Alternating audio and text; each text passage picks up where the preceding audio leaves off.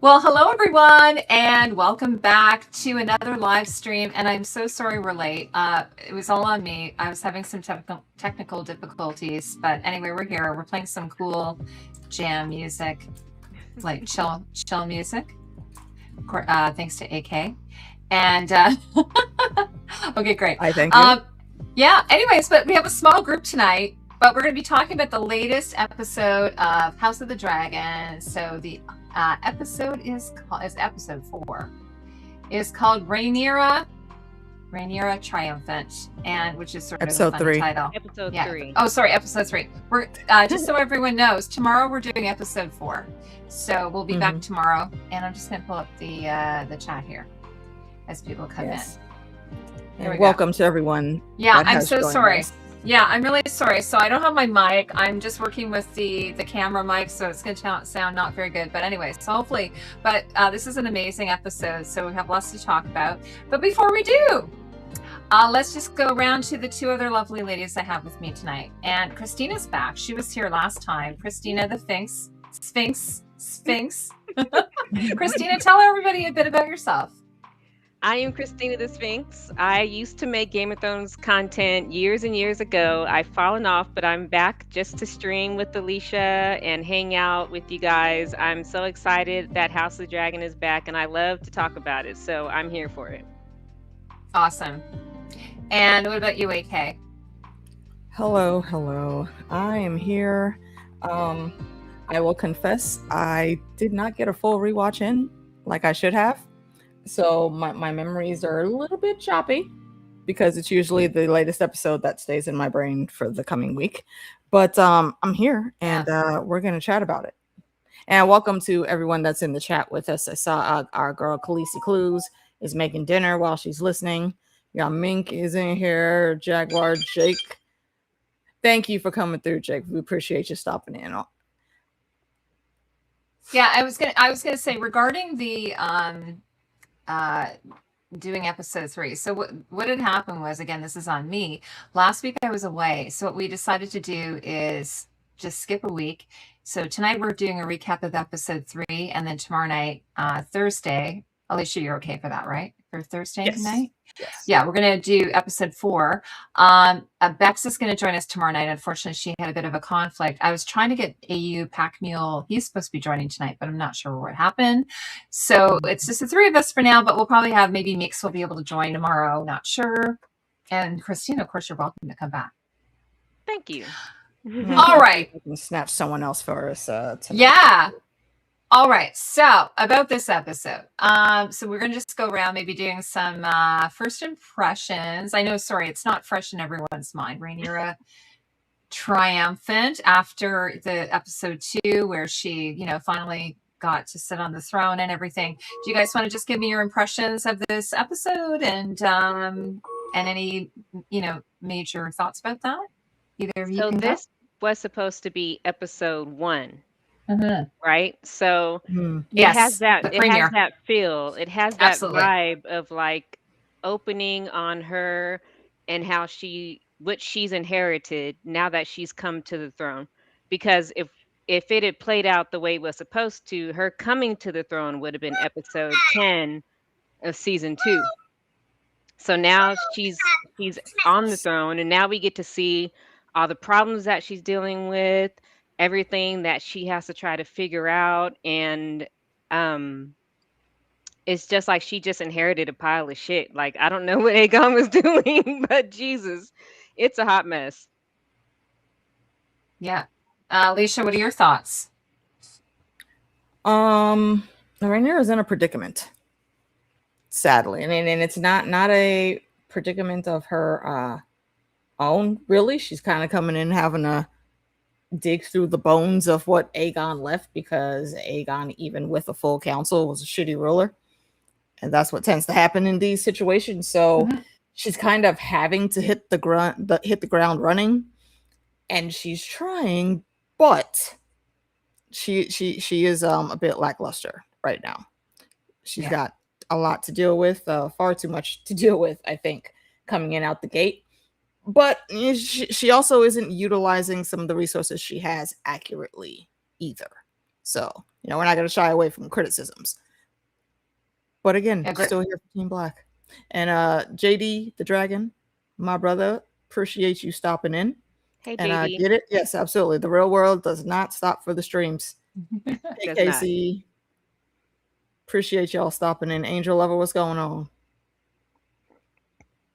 Absolutely. Yeah, I was going to say, it's, it reminds me of like when we have a change of government, like you go from one government to another and there's this weird awkward transition. And sometimes like you may not know, oh, this previous government ran a really, had a large deficit or something. So there's not a lot of money. In this case, the money has been moved to Four Corners or something. I understand Tywin Lannister has done that. And so we don't have the coffers that she requires to have her administration. And then on top of that, she doesn't have a small council. So she doesn't have people who are there to advise her. And one of the things that became kind of very clear to me when I was watching this episode is that I don't think she was trained properly. All of this discussion about her becoming queen, eventually she would be queen, but like her dad, and of course Otto and all those around her dad, didn't really train her properly. Like she wasn't like a cupbearer. Oh no, maybe she was a cupbearer. She was. She was a cupbearer, but she was cupbearer. But in the book, she was also cupbearer, but that's a change. I don't understand why they made it like that. But she was actively being trained by Viserys since she was like 4 to rule, because he was that serious and staunch on his decision. Why they didn't have him do that here, doesn't really make a lot of sense to me. In the book, it was said that she was always at his side. Like anytime you saw Viserys, she was right there with him, like learning politics, being trained up on how to rule. But it wasn't that way in the show. Yeah. And then on top of it, she's got her husband and her girlfriend, I guess her partner, girlfriend, are like they're at odds with each other. So they're kind of having this little battle. So they're not all aligned. So there's that issue. And she doesn't have a master coin at this point.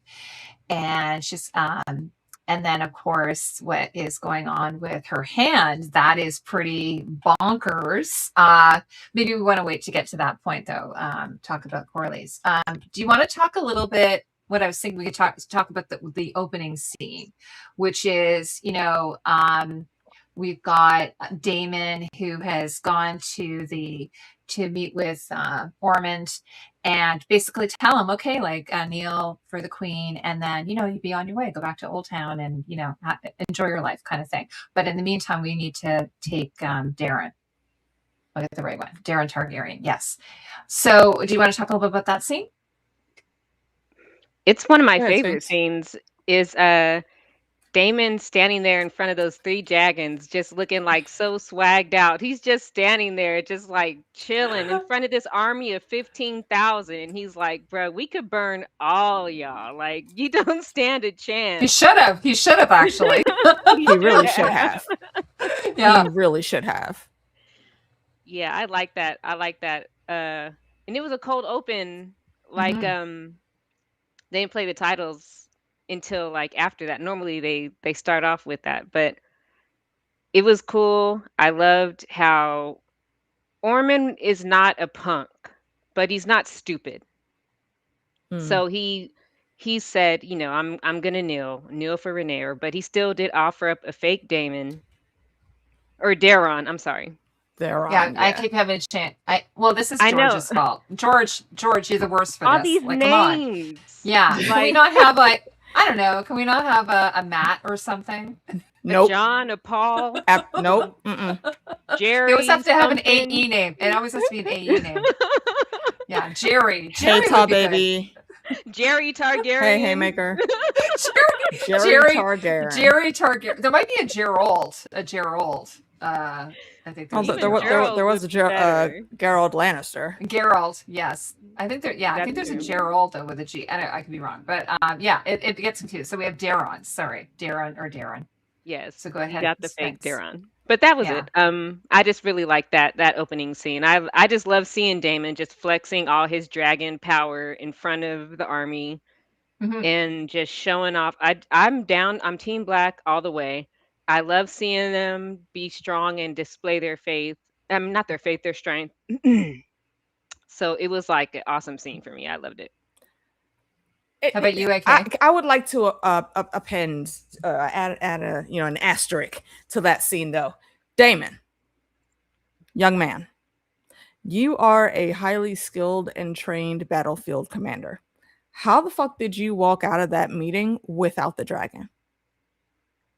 Well, apparently you thought to bring the boy, but why would Yes. you leave the dragon? Why would you not have him make the dragon come with y'all? And that Why would wouldn't he expose the just whole have thing him right ride there. the dragon? Like, get on your dragon. We're going to Yes. King's Landing. Let's go. Yeah, That. because what's he gonna do? Like, yeah, that is absolutely so cool. Because people were saying no, but they took the dragon back to Tumbletown or whatever, right? And I'm like, but why? Why wouldn't you just go? Okay, Darren, get on your dragon, let's go. Because where's he gonna go? It's not like he can fly off, or maybe he could try to, but like meanwhile, Damon has 3 dragons. So that seem would have weird. exposed the whole thing right there, because Absolutely. Viserion is not going to listen to Here that. we go. Kid. We have a friend joining And us. KP, Yes. you better have headphones, bruv. Or if you don't, that's okay too, because I don't have a Right, microphone. Uh-oh. Nah, he's going. There he is. I'll be back in like 5 minutes. I'm just gonna take a shower. All right, got you, bruv. Awesome. All right, so KP will be back with us shortly. But that definitely should have been a big red flag that Tessarion didn't come. That part. I don't understand why Damon wasn't on his dragon and looking back and like, why are you getting on my dragon? Like, get on your dragon. We're going away now. Damon, this is not a mistake. Damon, the Damon that I know would not be making this mistake. Well, Yep. it's kind of like what when Gwen was talking about, they have a plot point they have to get through. And so, like, I'm like, why wasn't there a chamber? Why wasn't there an exit door in Rhaenyra's chamber? And he said, well, they have to get through the plot. Or sorry, they did. They have to get through the plot. And I think in this case, they had to have a plot where they had the imposter go to the Red Keep and It's and just a then plot hole. a That plot will hole. Yeah. never be explained. Yeah, it's just, it is what it is. Yeah, so. they definitely didn't think as hard as we do about it. They don't know how hard we think right now, like how hard we're going to analyze this stuff. Yeah. Yeah, like, because I was like, after Rhaenyra had already had an attempt on her life, I was like, why would she not have an escape hatch or something? Like, it just seems so strange to me. So in this case, it didn't make any sense why he wouldn't just be like, even if he didn't say hop on the dragon and ride it, he could have at least escorted it back I'm sure they could have escorted it back some way in the air. Yeah. Not sure how, Agreed. but That okay, so reminds that me- oh, yeah, go ahead. Sorry, I'm go sorry. ahead, Sphinx. I don't mean to overspeak. No, do it, go ahead. It just reminds me of back in Game of Thrones days when Daenerys wasn't riding her dragons and she was on ships. Her dragons were flying all around her, just following her, just going wherever she went. The dragons went with her. She didn't have to ride even one of them. True. She just had to say, yes. "Come here." Yeah, That's all she had to say. Actually, she didn't even need to say that, because you remember when they were locked up in the dragon dungeons, they just felt her and Drogon about to go to And war. they And they busted busted out like, out. "Mom, we coming too. You not fitting to leave us in the house no more." Exactly. Exactly. So by the way, but about Ormond, what did you think? Like, we're obviously going to talk about him tomorrow. 'Cause Ormond, he's and he's like a I'm gonna queen, try I not think. to. I'm gonna like a tween. He is in I'm the gonna next episode. try- He's a bit of a queen in the next episode, I think. He is, and I'm gonna try not to mention too many of next episode's issues.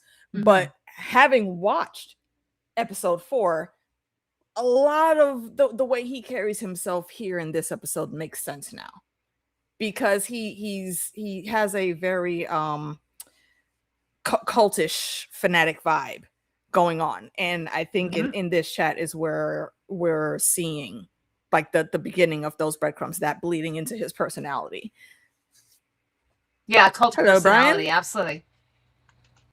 It was interesting. So go ahead.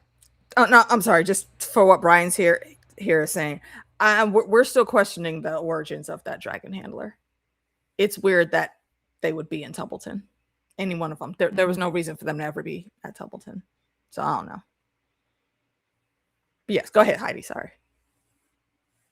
No, I was just going to say, no, absolutely agree with the cult of personality. And, obviously we'll get more of that in the next episode. So in this one, I mean, you guys already know what's going to happen. But when you watched that scene, did you for a moment think, oh yeah, he's bending the knee legitimately. He's handing over legitimately the sus.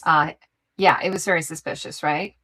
Now, because my husband was like, well, why would he do that? I go, well, why not? Like he's doing a fake out, right? So he's bending the knee. What does it hurt him to bend the knee?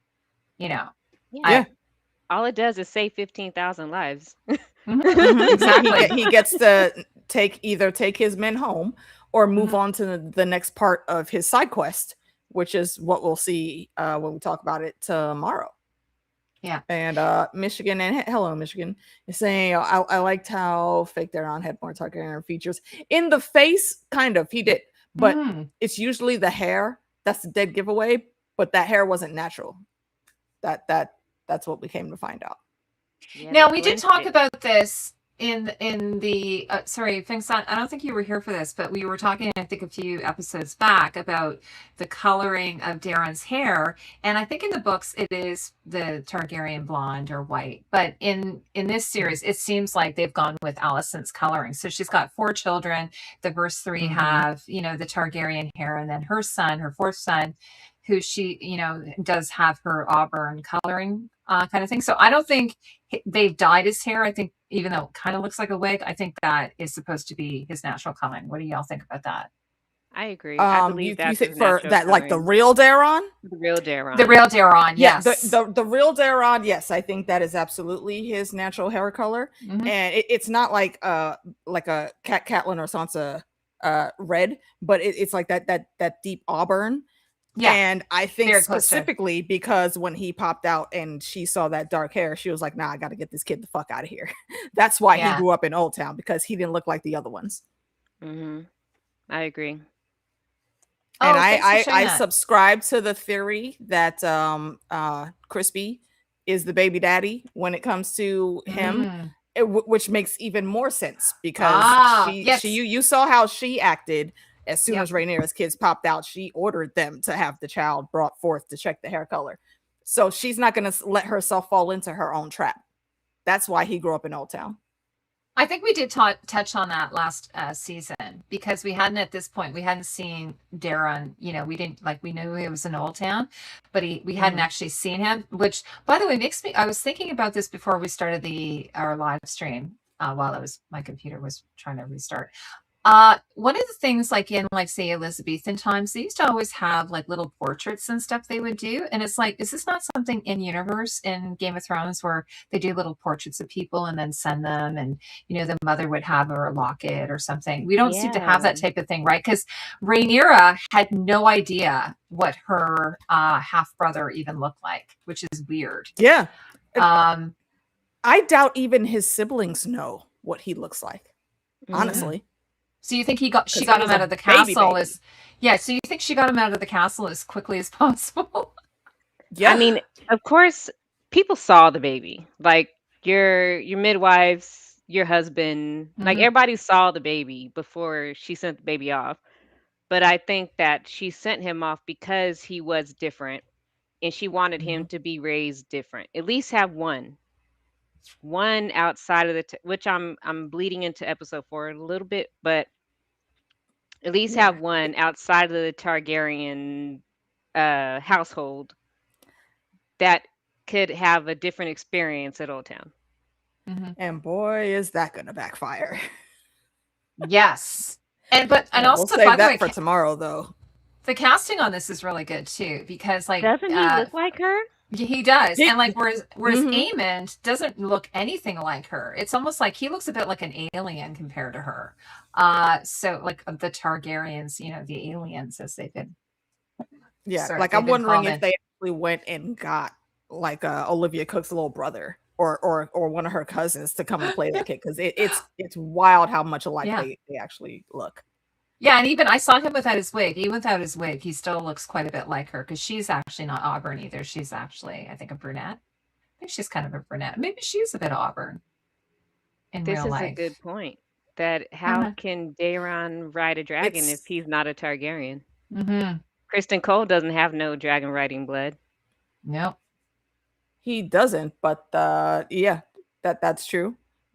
But it's still down to the bloodlines. If you go back far enough, the High Towers have this isn't the first time like they've intermixed with House Targaryen. So the latent gene is still there. Brian, you might be right. They might not have mentioned it. I think I just trying to recall last year when we were reviewing, or maybe it was 2 years ago. It's been 2 years since we reviewed season 2, and we were discussing Darren because he's in the book. So I think we just suspected that's probably he was being, because George often talk. A lot of times children get what do they call it? They get sent away. Wards, exactly. So that's, I think, what we thought might have been going on. It's the same with Helena. That's going to be later about whether she would have the third child. So that's, that'll be answered at some point, I guess. Yeah. Incestuous aliens. Yes. Thank you. That is hilarious. The aliens. But yeah, it's down to, this isn't the first time House Hightower and House Targaryen have blended families. So I'm saying that depending on which marriage it was, he did still end up with the genes to possibly be able to do that.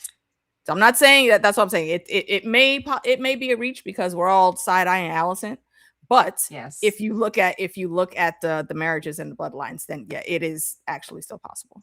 Yeah, fostered. I think that's the proper word, you guys. Thank you. Yes, fostered. Yes. That's what they call it. Okay, by the way, so there's a meme going around about this.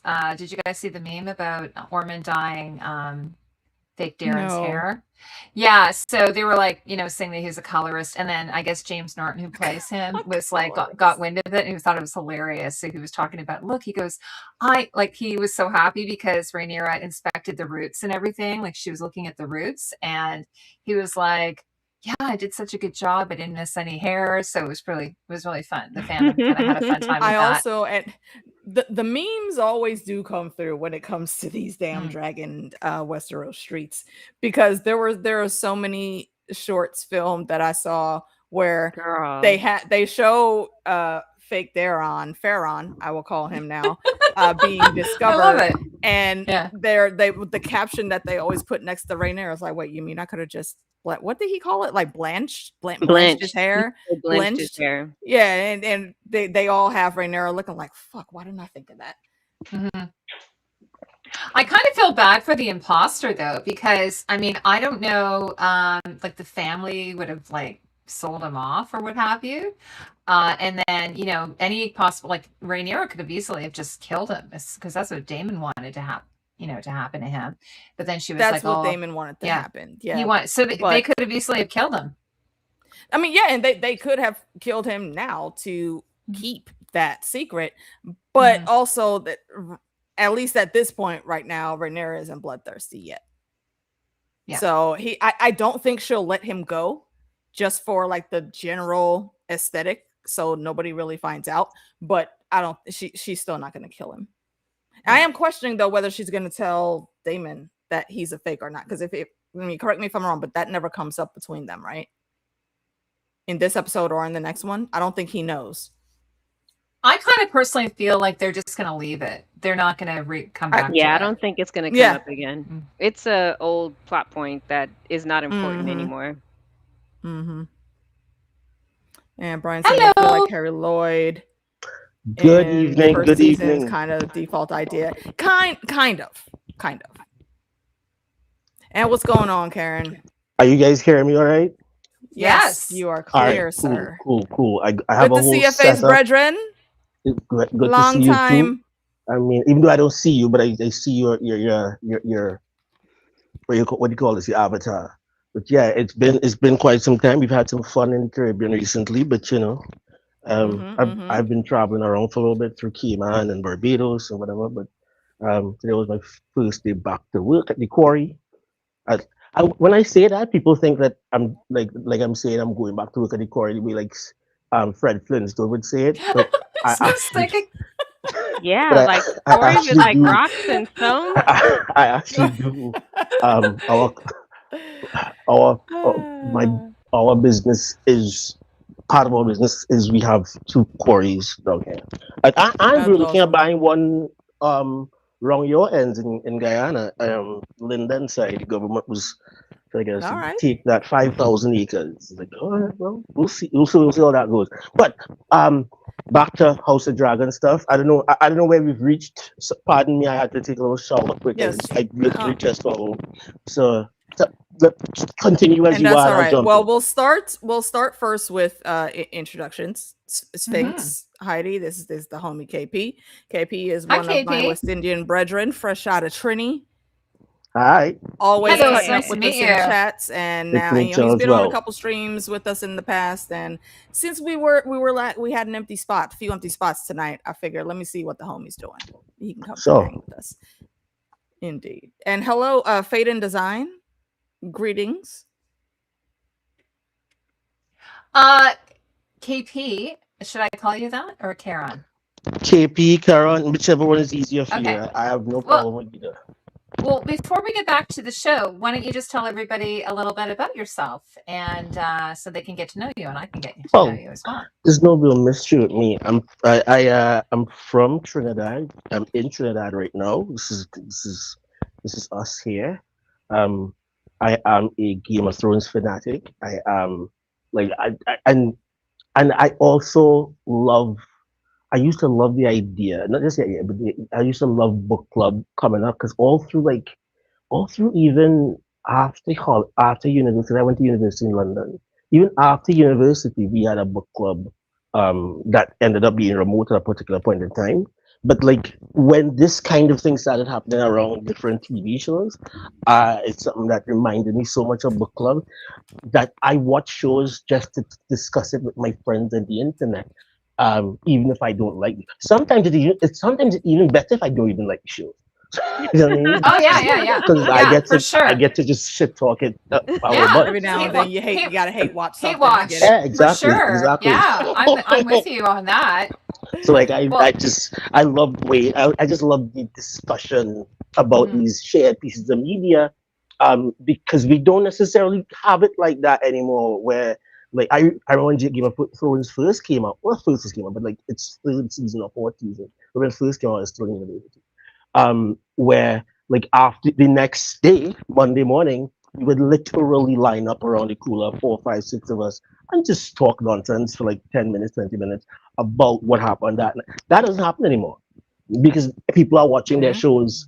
Like people are watching their shows the night it comes out. People are watching it, the day after, when during they're off, when they have time, they might binge the rest. So like that has moved to the internet and to spaces That like is it. these, This is the and water I love cooler. it. This is our water cooler. Exactly. This is the Yeah, water yeah. cooler. So I like watching new shows, old shows, whatever it may be, and just giving my opinion and having a nice discussion. I mean, just about me personally. I have a wife, I have 3 kids, and I'm in the quarry business, in the real estate business, and I used to be a banker back in the day, not anymore. I bought my soul back.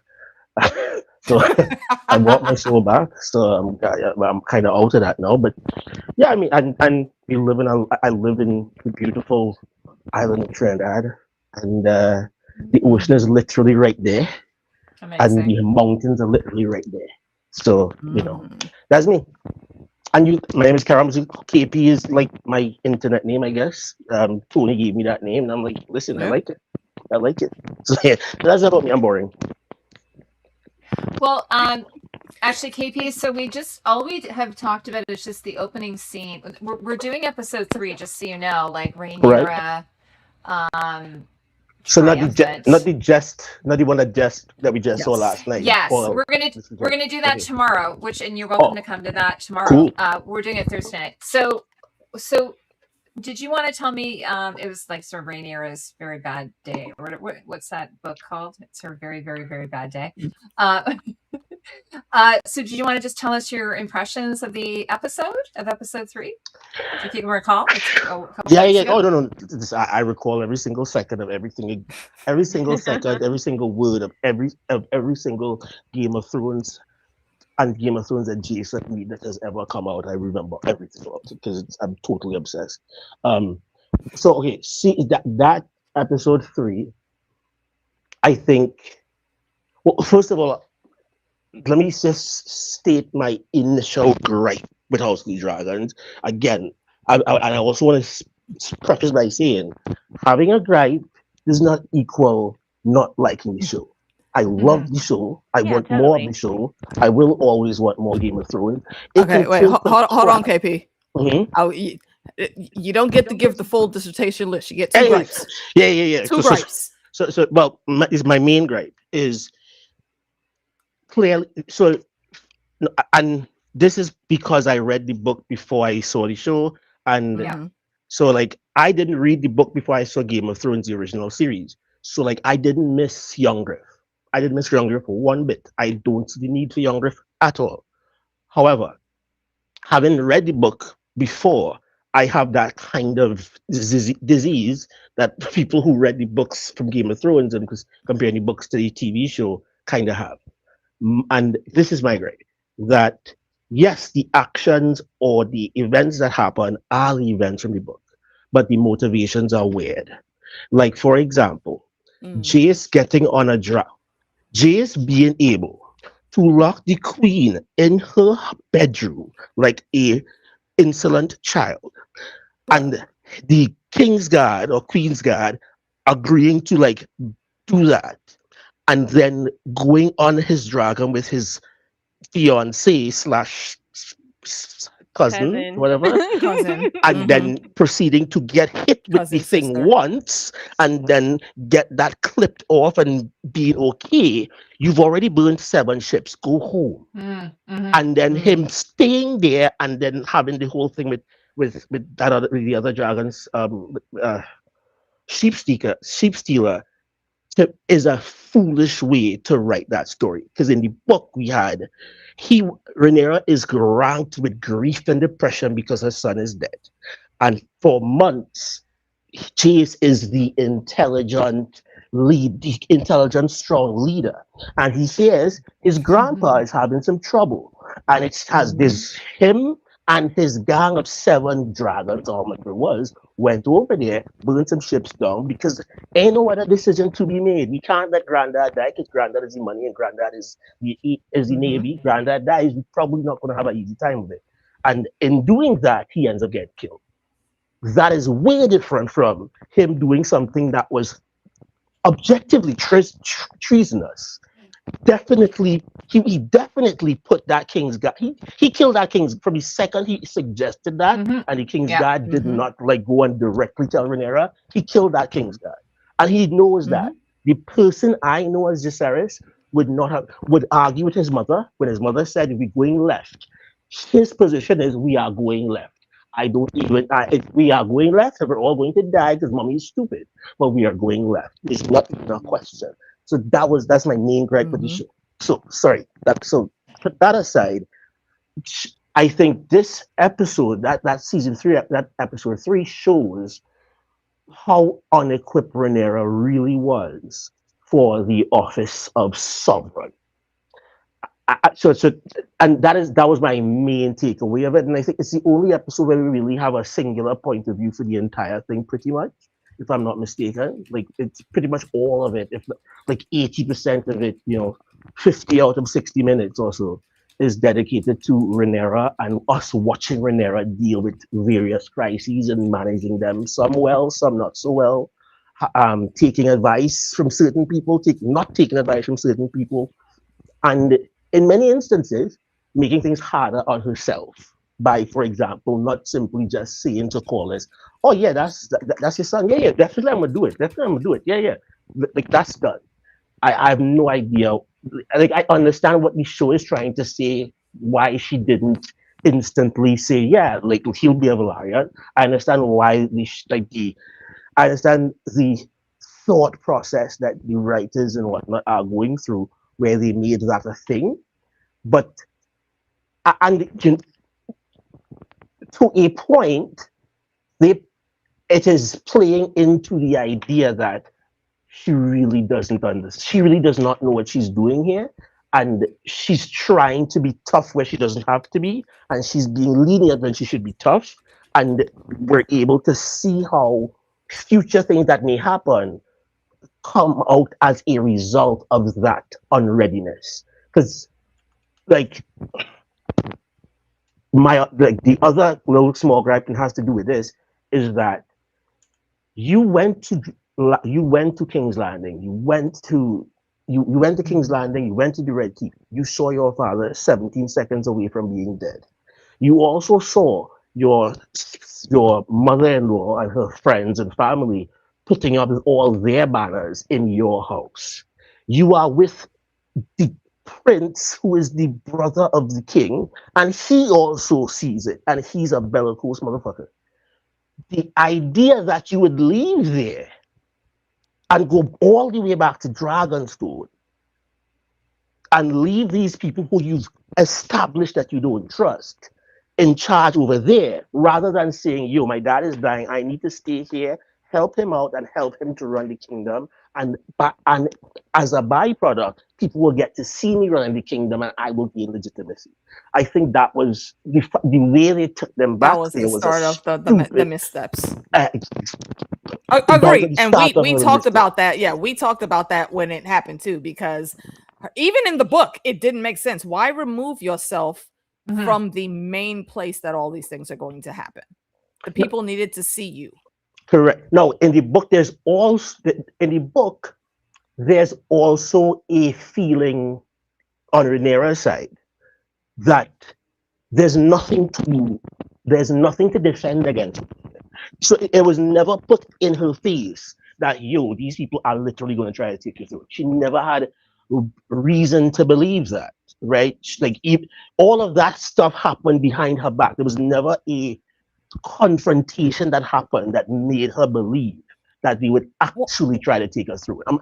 I can be wrong. It was her dad that sent her there. That's the biggest difference. It was Viserys that ordered her to Dragonstone. Correct. To stop the fighting with the kids. That too. Yeah.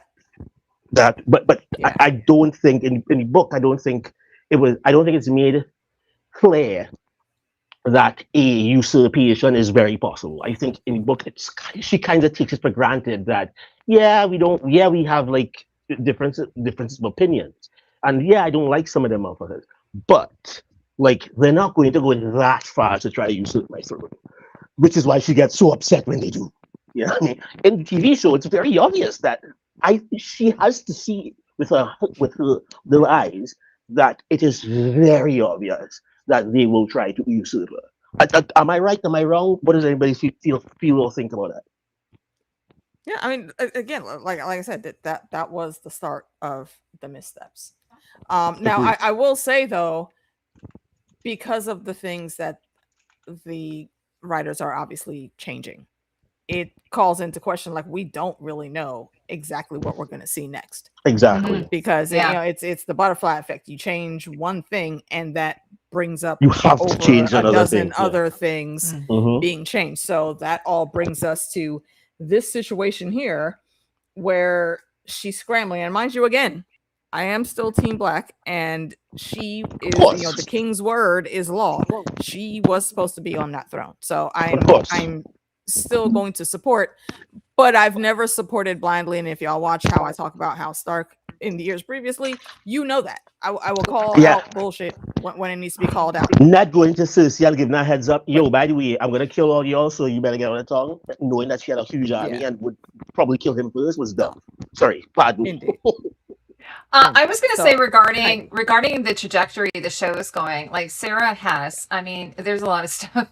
Like, there was an element of this where they have Rhaenyra on her period, which I don't know how you guys reacted to that. I was like, what the fuck?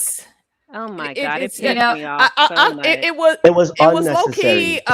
It was unnecessary. But here's the thing though about getting your period, and like ladies, y'all can chime in too, and my ladies in the chat. It literally creeps up on you and happens at the worst fucking times.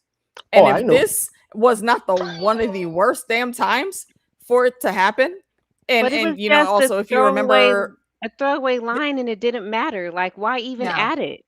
I didn't like it. it didn't matter. But if you I take think- into account what people say about the throne, you know, anyone who, you know, bleeds on the throne usually means that it's rejecting them. And no, she didn't actively get cut by any of those swords, but she is still bleeding on the throne.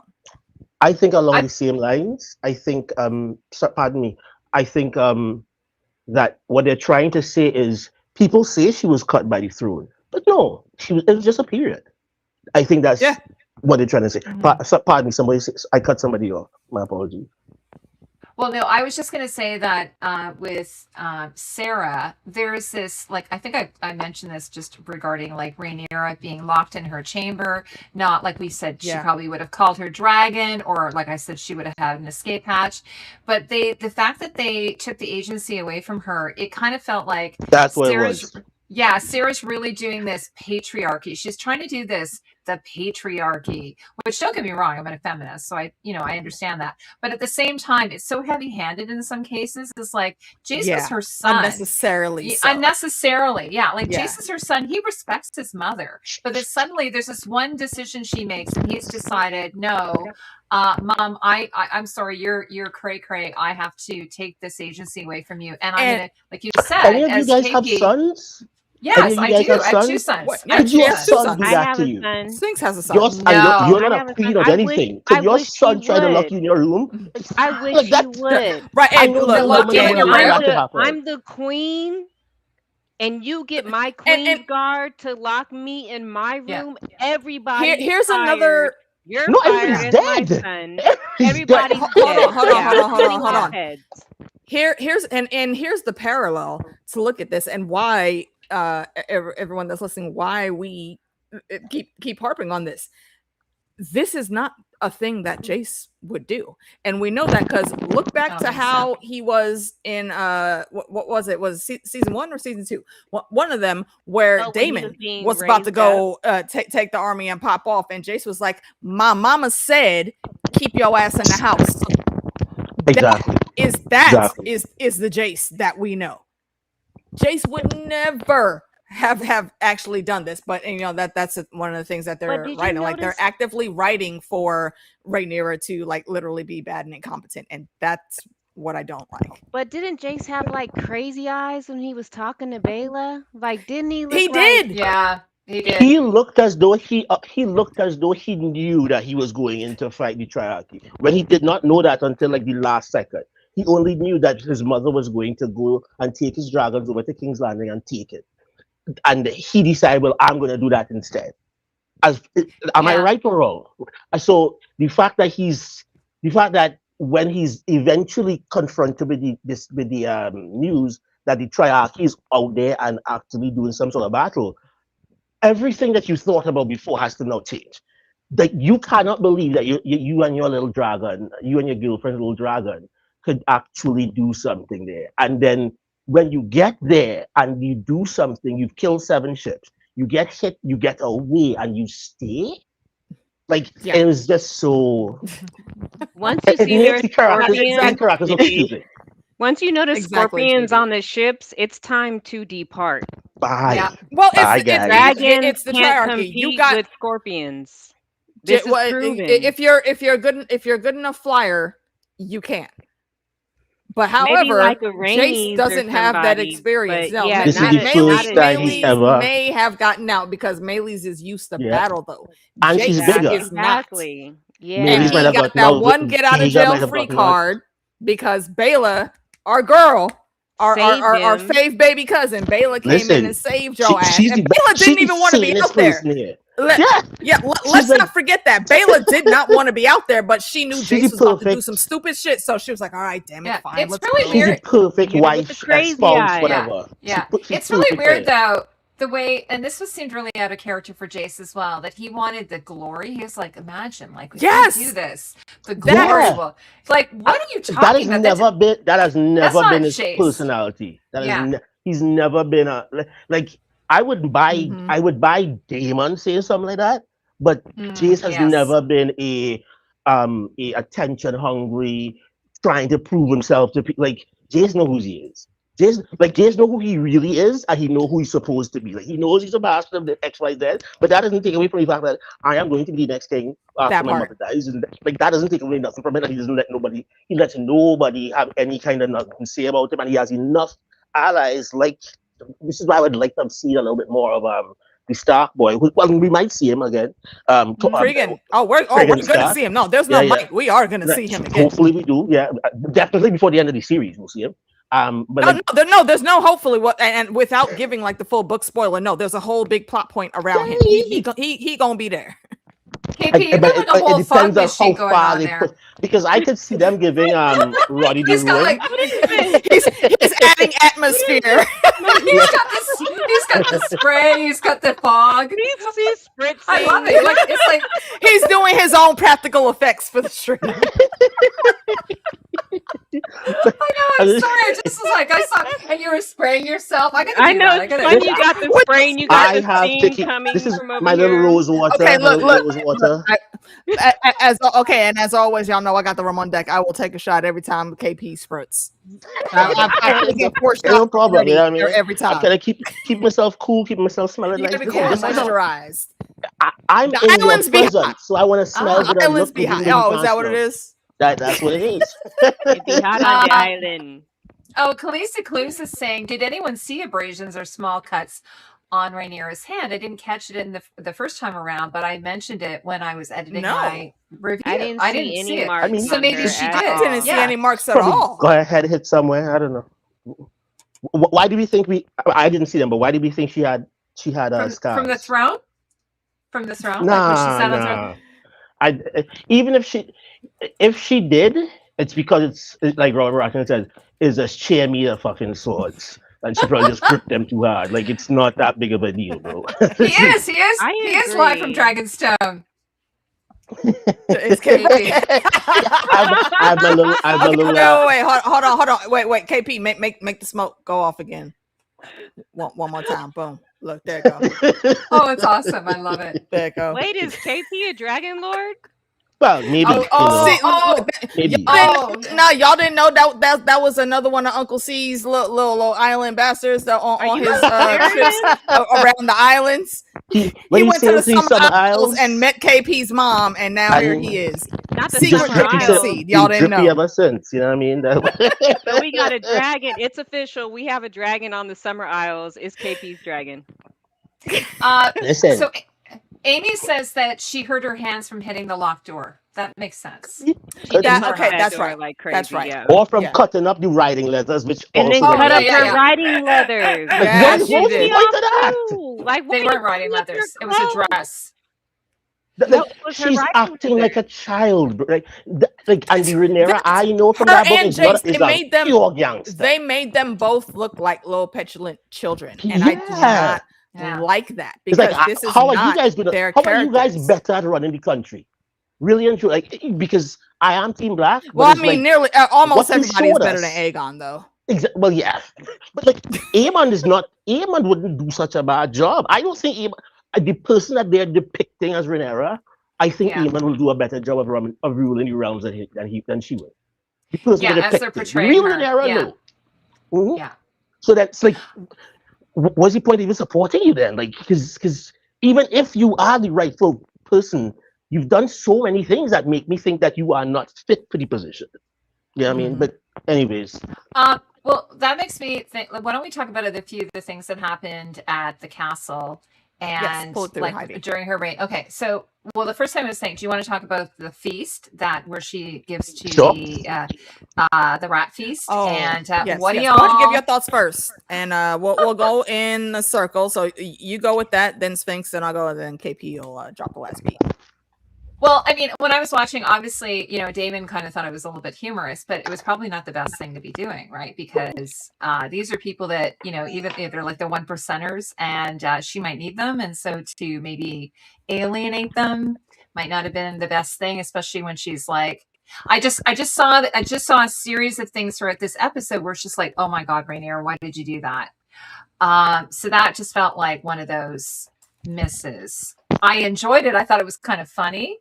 And Of I watched course. I saw behind the scenes about them doing the rats and everything, the dishes, like serving it. So I did enjoy it Apparently, as it was edible. apparently it was, yes. Part of it was, yes. So that's my thought. So who wants to go next? Sphinxy. So she said, "What would my dad do? He would have a banquet." Which he totally He would. would. He loved to have a Mhm. He party. He would. loved to Yeah. have a celebration. He would not serve the highborn rats. It was, I don't know, it just puts a bad taste in people's mouths. She could have sat them down and told them, look, we need some of y'all's stores. I'm taking it. I'm going to give it to the small folk because you guys been hoarding shit and that's not cool. Serving up rats at dinner was like crazy. Like, Disrespectful. why did it have to go that far? You could have just had a whole little meeting in your throne chamber and told them what you're going to do. I didn't understand the significance of like serving up vermin to the highborn. I guess she thought she was going to kill two birds with one stone. She would get rid of a bunch of vermin, although it would be a drop in the hat. It would be nothing like. She don't know nothing about rats then. Well, she knows who nothing caught these about rats? rats. Sphinx. Well, Sphinx. Finish your thought, and then I'll rebuttal. My thought is mostly done. Also, just a last little tidbit: who caught all these rats? Because all the rat catchers are dead. If you got enough people to catch rats for the rat banquet, you have enough that can clear the rats out of your castle and your stronghold, so you're not stepping over rats everywhere you go. Agreed. Okay. All right. So to start off then, first, she didn't have people technically do it. She was given the idea of cats, and she brought in cats, and we've seen that there's absolutely enough fucking rats in there for cats to go have a field day. And I don't think they talk about the cats until this episode. I don't think they. Yeah, the that's cats was episode 4. I think that's episode 4. Yeah. So there was no cats at this point. It was just a mayhem. It was the episode when episode so the rat dinner was episode 4 then? No, it was episode 3. But it was but he talked about don't the worry, I get cats confused in sometimes episode too. 4. Yeah. Okay. I thought she was given the idea to do it before that. However, even still, now, was it the best move for her to make? Gray area on that for me. And I think I said that while I was watching. It may not have been the best. However, what it did do was give them a very stark reminder on what the power dynamic is supposed to be. You just did a pun there, a stark reminder. But pun intended. Yeah, it's like Sphinx said. She said bad taste.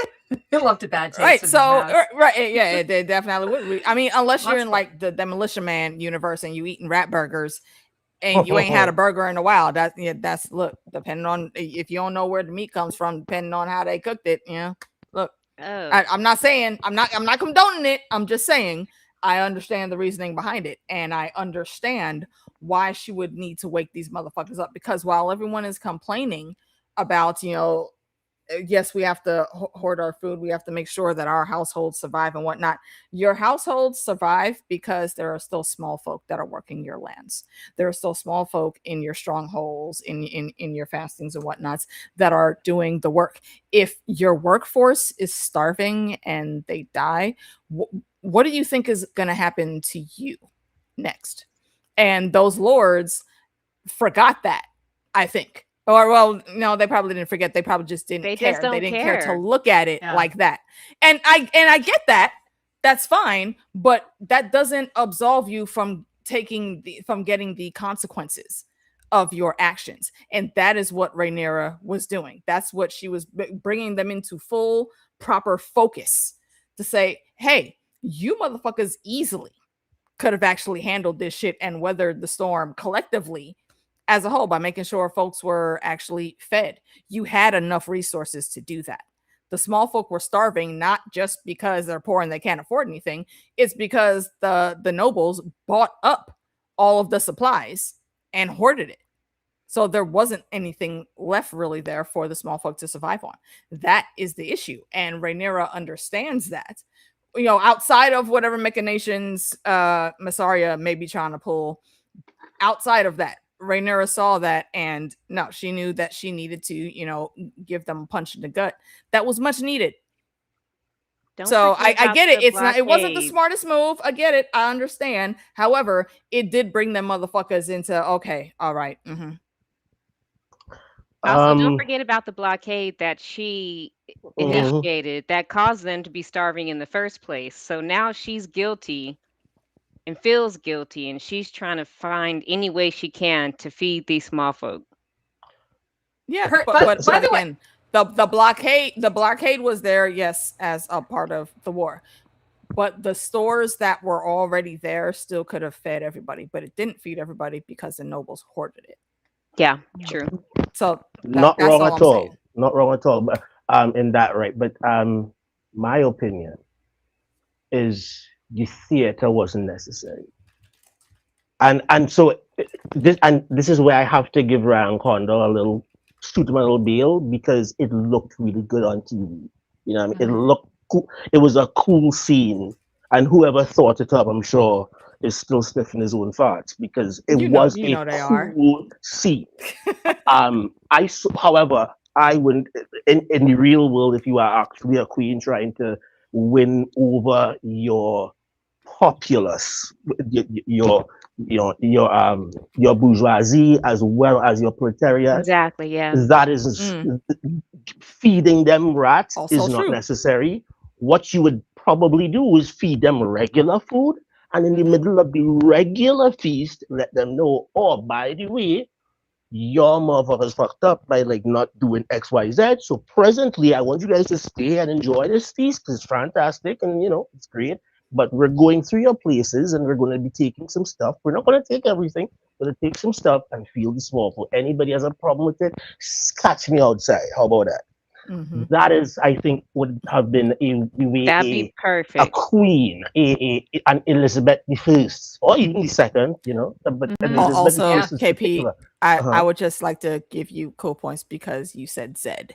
And he also said catch me outside. He said catch me outside. Well, no, the catch me outside, no, that's American. But saying Zed, that is very West Indian thing. Yeah, that is and also in Canada. Yeah, Canadian. It's territories that were owned. Yeah. All of the territories upon which the British Empire never sat, that is colonizers. Literally, the colonizers are why a lot of West Indians love tea. It's their fault. I ain't gonna lie, colonizers colonize, but they did some good things. Because I love Trinidad. It's a beautiful place. I probably would kill some people. A scant few, We got an infusion of lovely cultures that built the West Indies from way back. Yeah, that's maybe the only asterisk I'll put next to that. Everything else, fuck y'all. And there's allow me a little bloviating for 2 seconds. I mean, when Speed came over here, 2 quick seconds, and he had all our nice food, the biggest thing was it's such an amazing explosion of Indian, British, Caribbean, and African, and all these different flavors is in everything. You know what I mean? So, indeed, colonizing wasn't bad. I think KP looks a little bit like KP when you go to Niagara Falls in Canada. There's this mist that comes off the falls. That's what it sort of reminds me of. It's like you're at Niagara Falls and you're getting the mist. Are you in Niagara Falls? KP over there being the mists of Niagara. I'm just setting the mood. I'm a habitual mood setter. You know what I mean? That's why I said he's setting the vibe.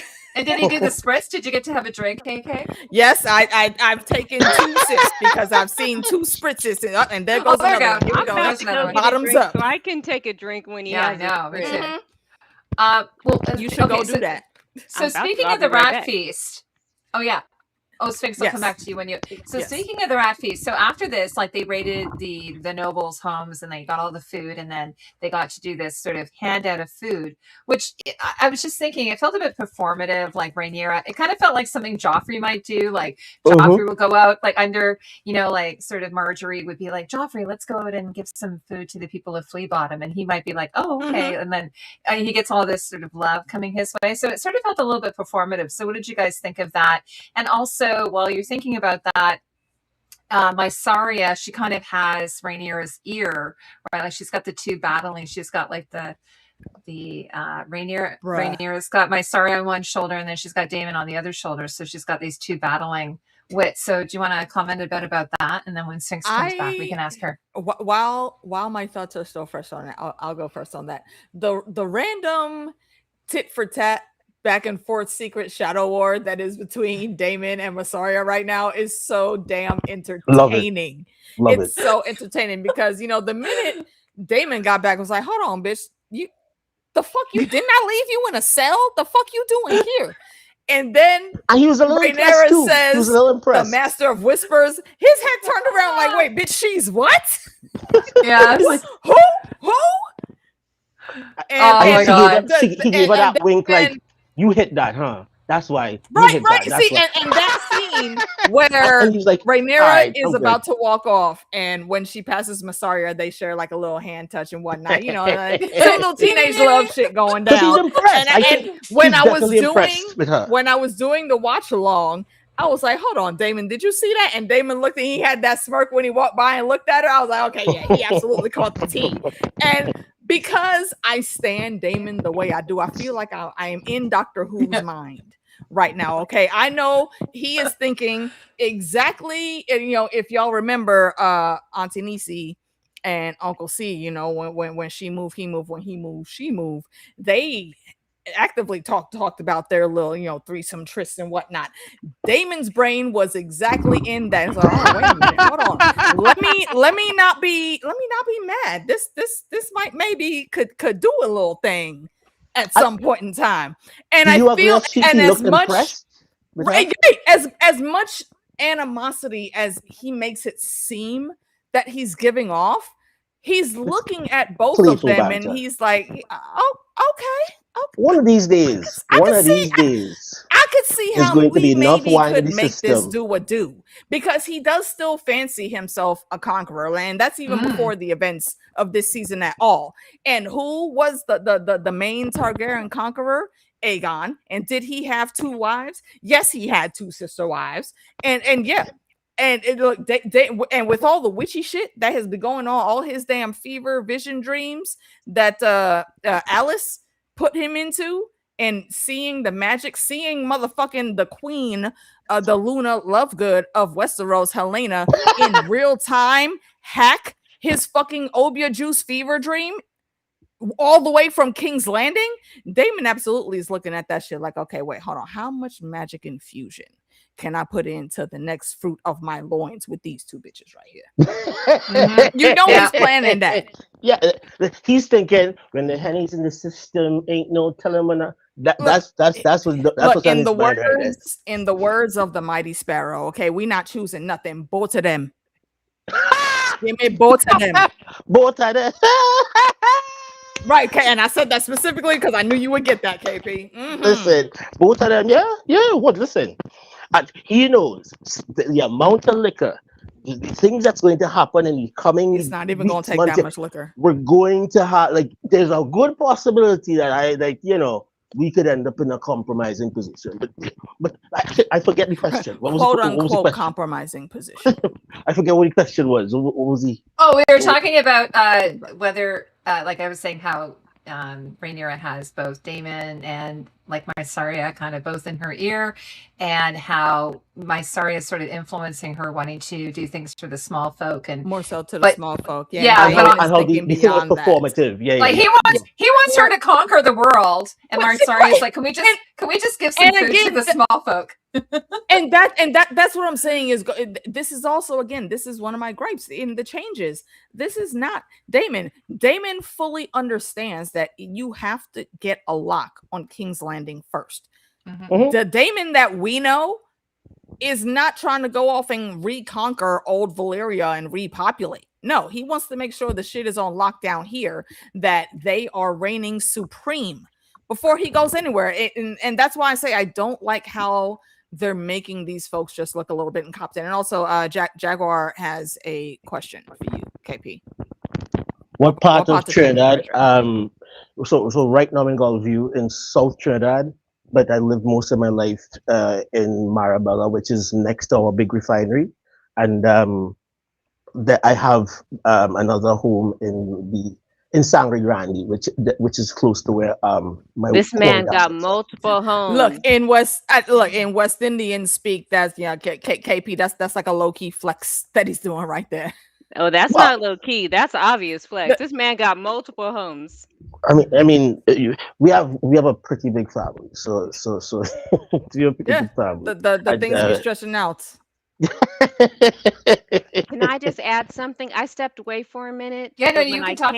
When I came back, you guys were kind of talking about Rhaenyra wanting to take care of King's Landing before she steps out and like conquers the world, which also brings me back to Dany when she got to Marine and she was like, I have to rule Marine first before I can take my dragons out and just go conquer everything. Like if I can't get my own, if you can't take care of home, you can't take care of the nation. Yeah, if the home office isn't secure. Who was it that actually got her hip to game on that?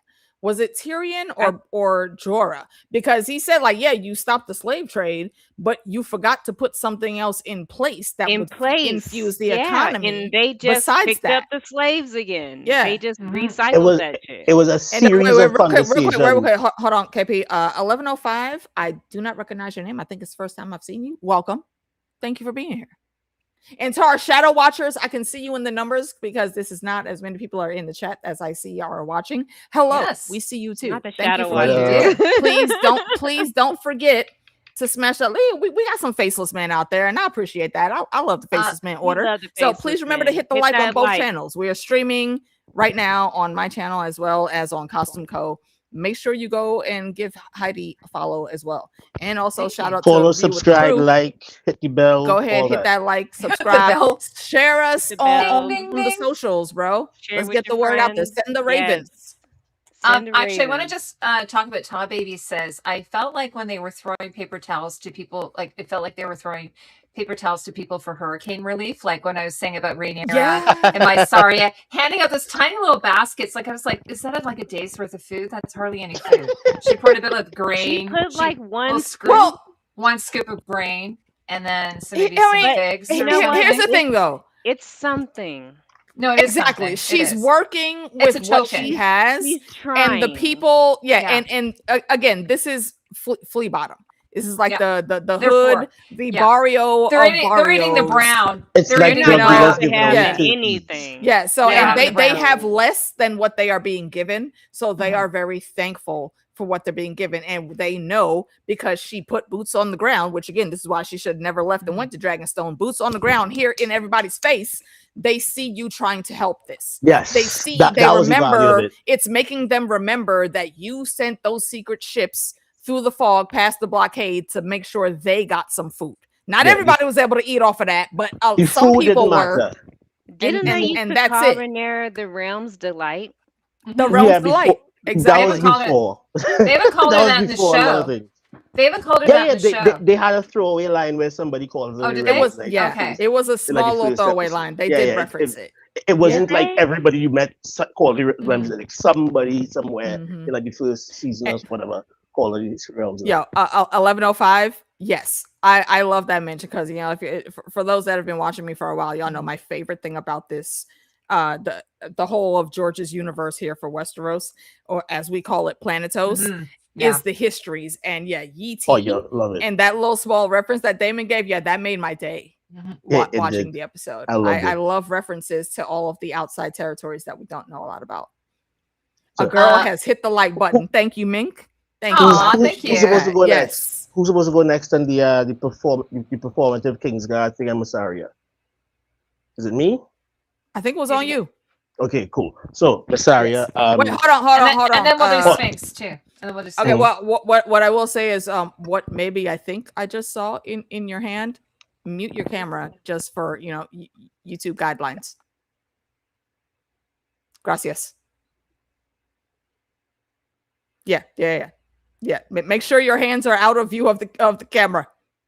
But you're muted though. We can't hear you. Camera's still on. So, sorry. There you go. No, yeah. When I'm getting ready to do that, I'll do that. Yes. Make sure you gotta do that all screen. Or you can just sort of lean in, like, or right, lean over, way lean over to the like side, Yeah. do that. Yeah, I see a lot of behind whatever the smoke is coming out of. I see a lot of Yeah, but the smoke is just like my diffuser. it's coming out Okay, of this, yes. out Okay, of so this you basket. gotta mute the camera. I'm sorry, Heidi, expecting what'd you like say? the genie. I'm expecting the genie to come out of that basket shortly. He's got the smoke smoke is coming. diffuser. It's That's what- I dream of Genie. She's gonna pop out. Yeah. Okay, sorry, go ahead, Kate. Shout out me. to I So- Dream of Genie and Bewitched. Yeah, Thank you for that of core course. memory I love reminder, that. Heidi. I love it. So I'm an old the school lady. Masseria thing, Masseria's influence on Rhaenyra, I think, has had positives, and it will have negatives because Masseria is definitely biased. I don't even want to say she's biased for the small folk. She's biased against the upper class, the elite, the Otto Hightowers of the world, the Ormond Hightowers of the world. She's against them. So whatever decision can be made to hurt them is what Masseria will probably adhere to. Now, I also, as one said, the idea that she personally came wearing her regular own personal clothes and was on this thing personally with whomever, with Masseria, whomever else was there with her, handing food out to poor people. It's not about the food per se, it's about the fact that she's being seen helping. Yes. So like that is something that if you're running for office or whatever, that's something that a PR person will tell you to do. You got to be out there shaking hands and kissing the baby. And that's why drug dealers would give away turkeys for Thanksgiving and whatnot in New York or whatever. It's really bad. What?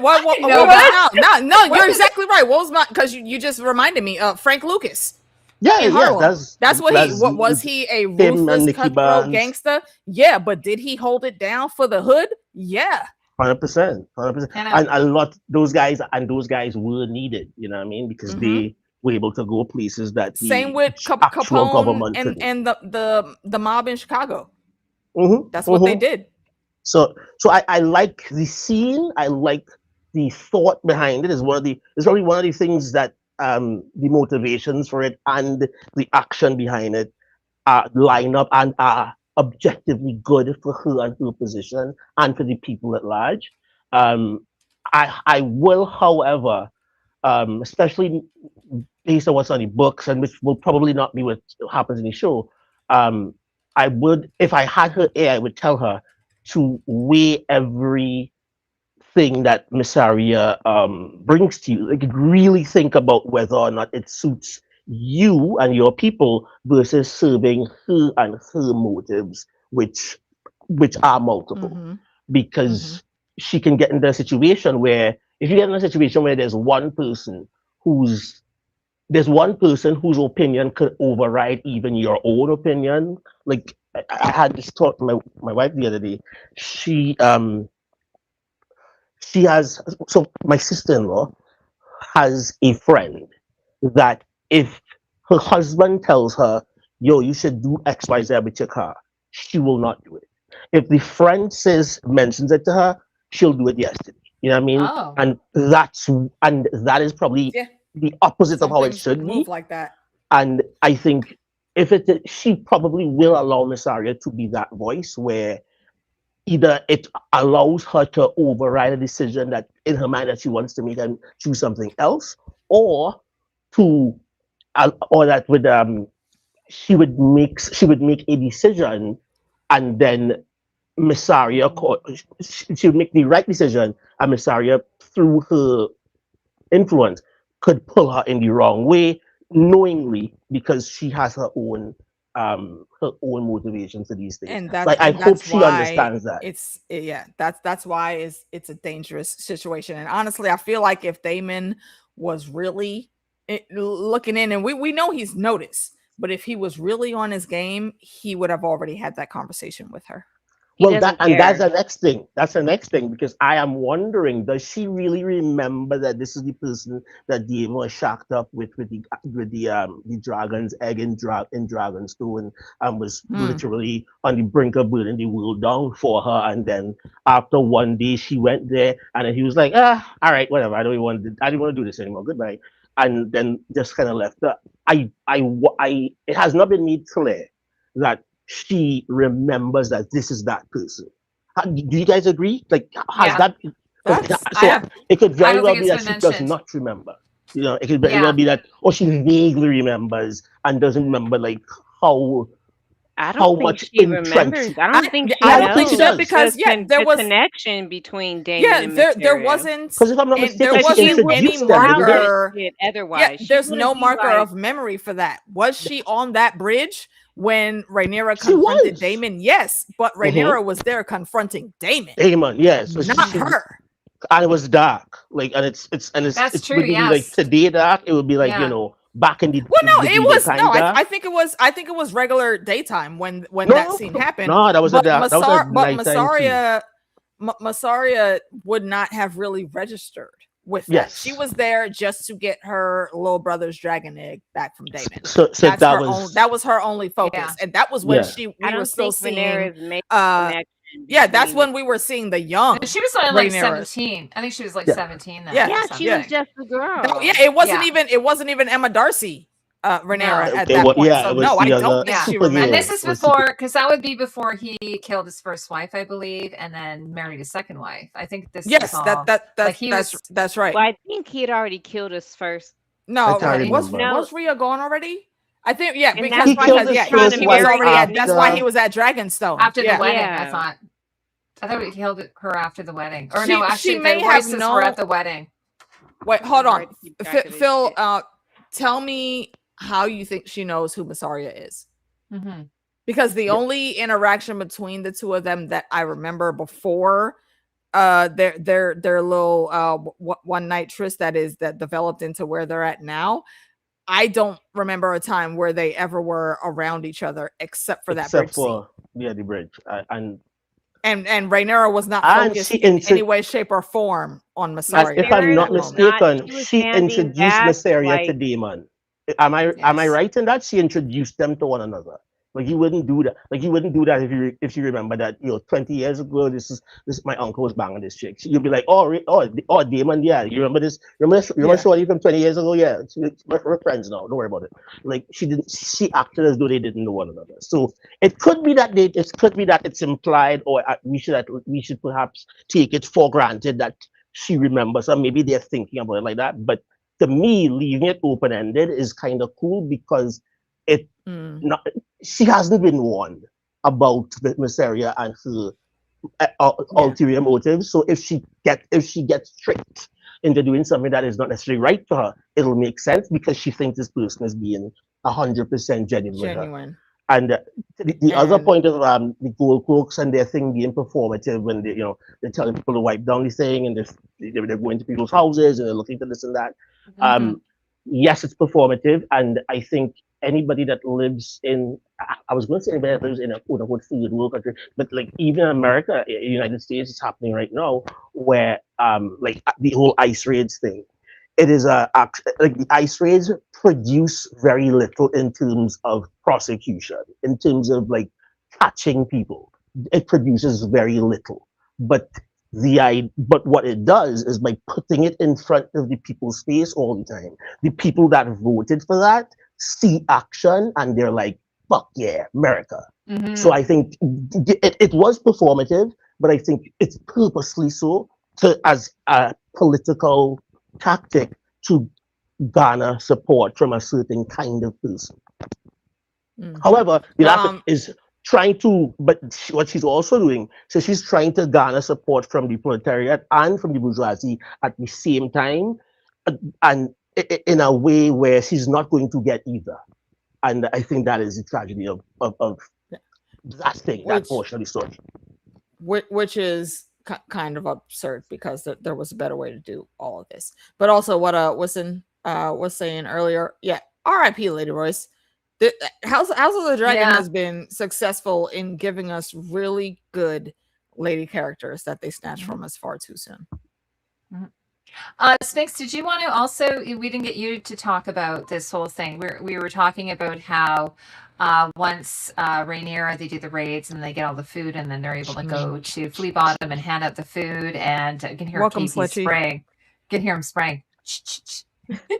And then, but with my sorry, and then like whether it's performative or whether you thought that she was winning over the small folk, that might be a good strategy. What were your thoughts on it? I think she's fully Agreed, invested in Dominica. Mysteria and whatever Mysteria tells her. Even when Damon is like, obviously, like, we got to pay the gold cloaks.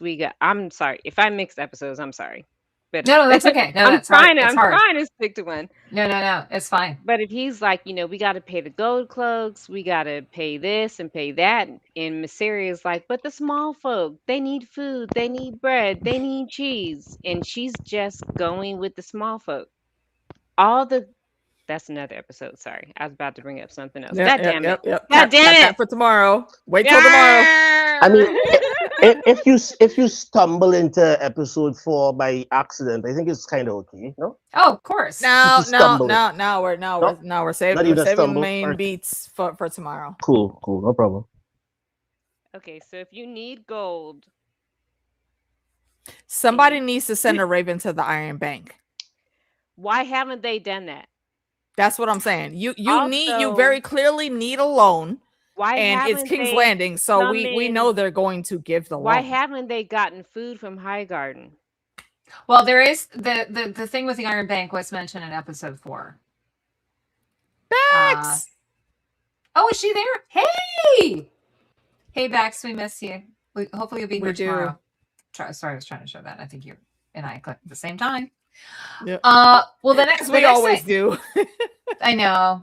The next thing I want to talk about. We share our brains so many times when do. we're on streams together. Absolutely. Yeah. Sorry, Slushy, you didn't watch episode 4 yet?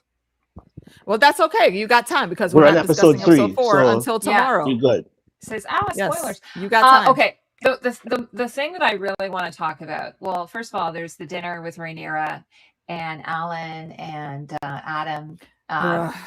And then, of course, and I'm gonna go refill By the my way, rum. Y'all kick off that part. I need rum to talk about that. Well, the first thing I was going to say is I love how, like, in TV, they always have they always have people sitting at a table, which is totally unnatural. Like, when you used to watch the sitcoms back in the 80s, and then they'd have a table set up, and then they have 2 people sit on one side and then 2 people on the end so that the camera can be there. So that kind of made me laugh when I saw the Valerian brothers and the whole other side of the table with on the whole other side of the table nobody's left there. open. That's where the servant comes, I guess. So I thought that was really funny. But what did you guys all think? We can talk about that scene where Corlys is asking about having his sons legitimized, which we've been rooting for that for a while now. But then also that scene with Rhaenyra, which was so powerful. What did you guys think of that? And then when AK, you are here. AK, are you? Which scene with Renard that was powerful? The scene where Corlys says, "Why did you?" Well, okay, maybe we shouldn't get to that. Let's talk about the dinner scene first, okay, and then we'll talk about the knighting, and then we'll talk about the scene with Corlys. How's that sound? I'm just realizing that sounds great. Okay. Let's talk about the dinner. We'll talk about the dinner scene first. I've already made my comments about dinner. I felt like it was bullshit. It was too much with the nobles. You didn't have to do that.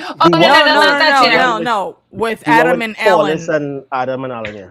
Legitimization. Rhaenyra, Corlys, Adam and Alan, they're sitting and having dinner, and then he tells her that he wants to legitimize his sons.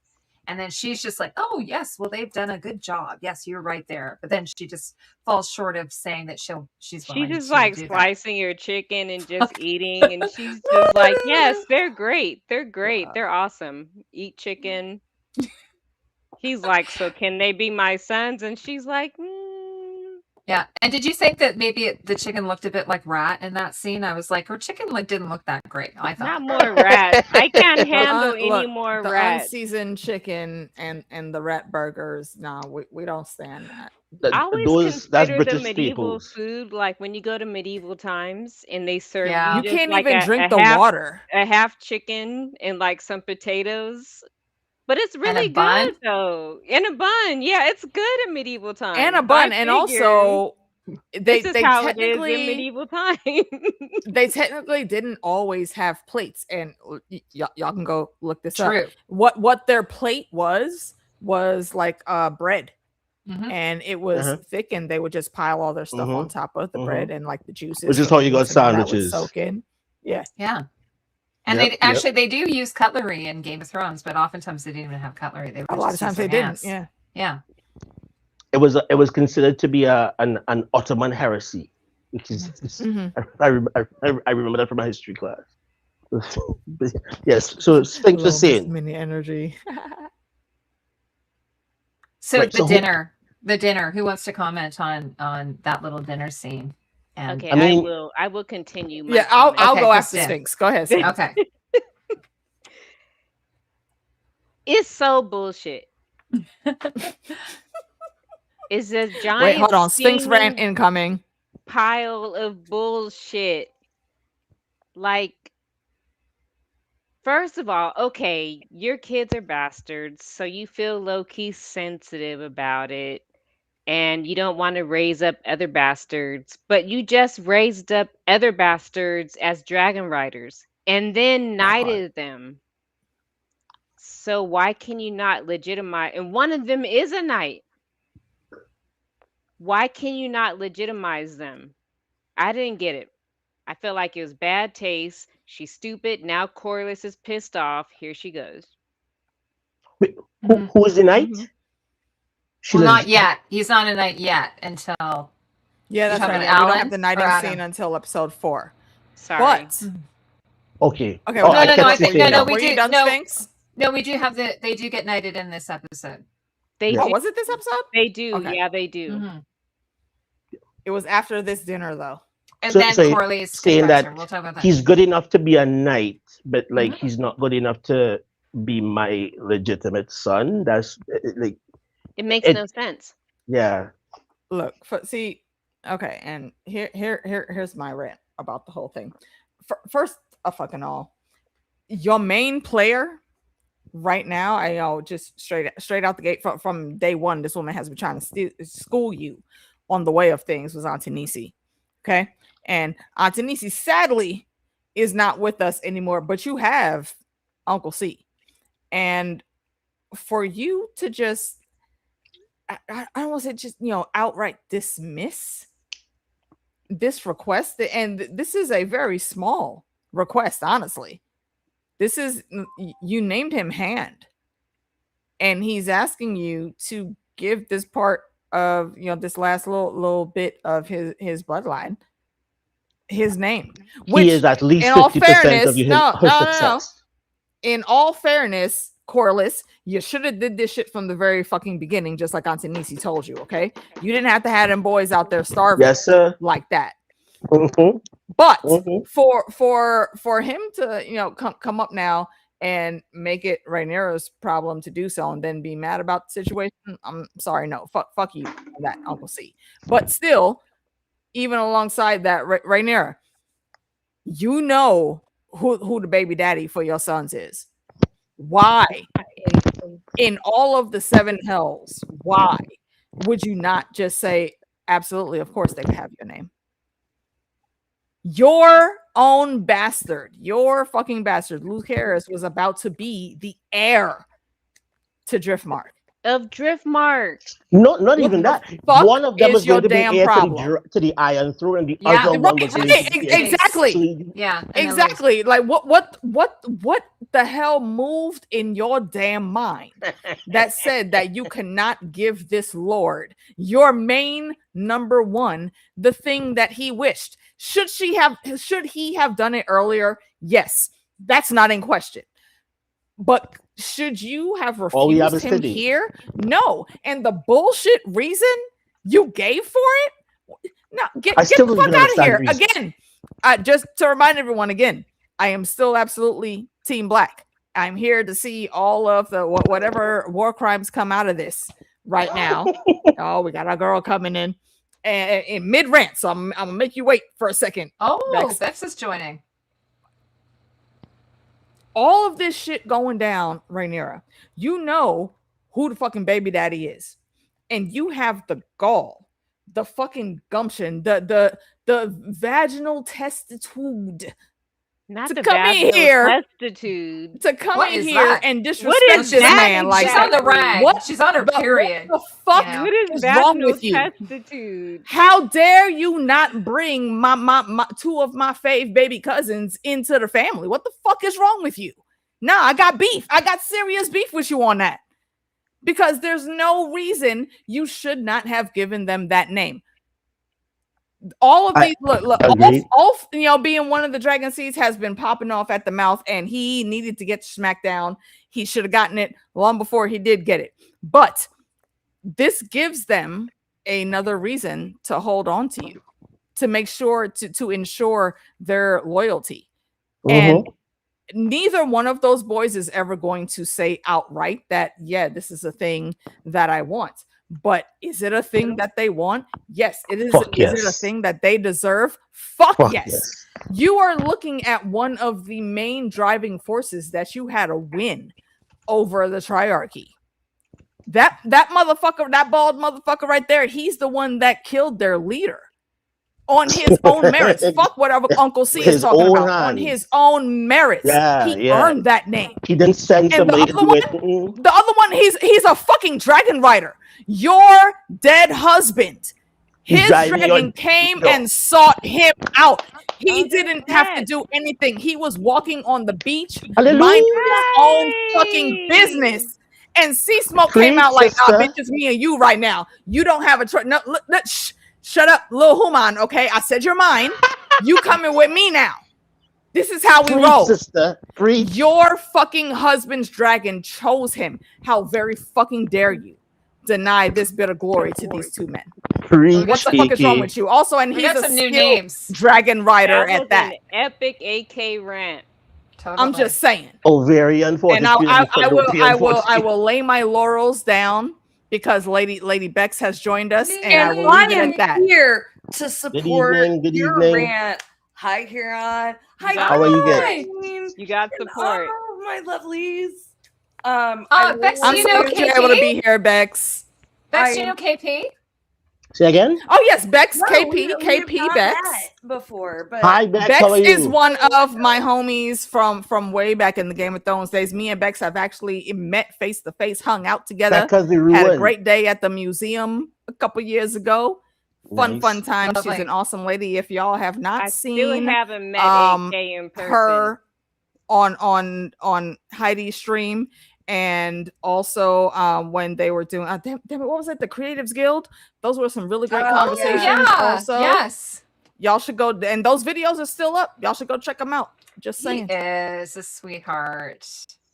I was going to say, some people were saying, what would it cost? What would it cost her? Now she has this idea. Well, she's got some paranoia not a fucking going thing, on, right? It doesn't cost her a thing, but even if it did cost her something, is the value not there to do it? There was absolute value in doing it, even if if there is a cost. Even if everybody was going to say, "Yo, hold on," I forgot one plot point in my rant, and I will end it with this though.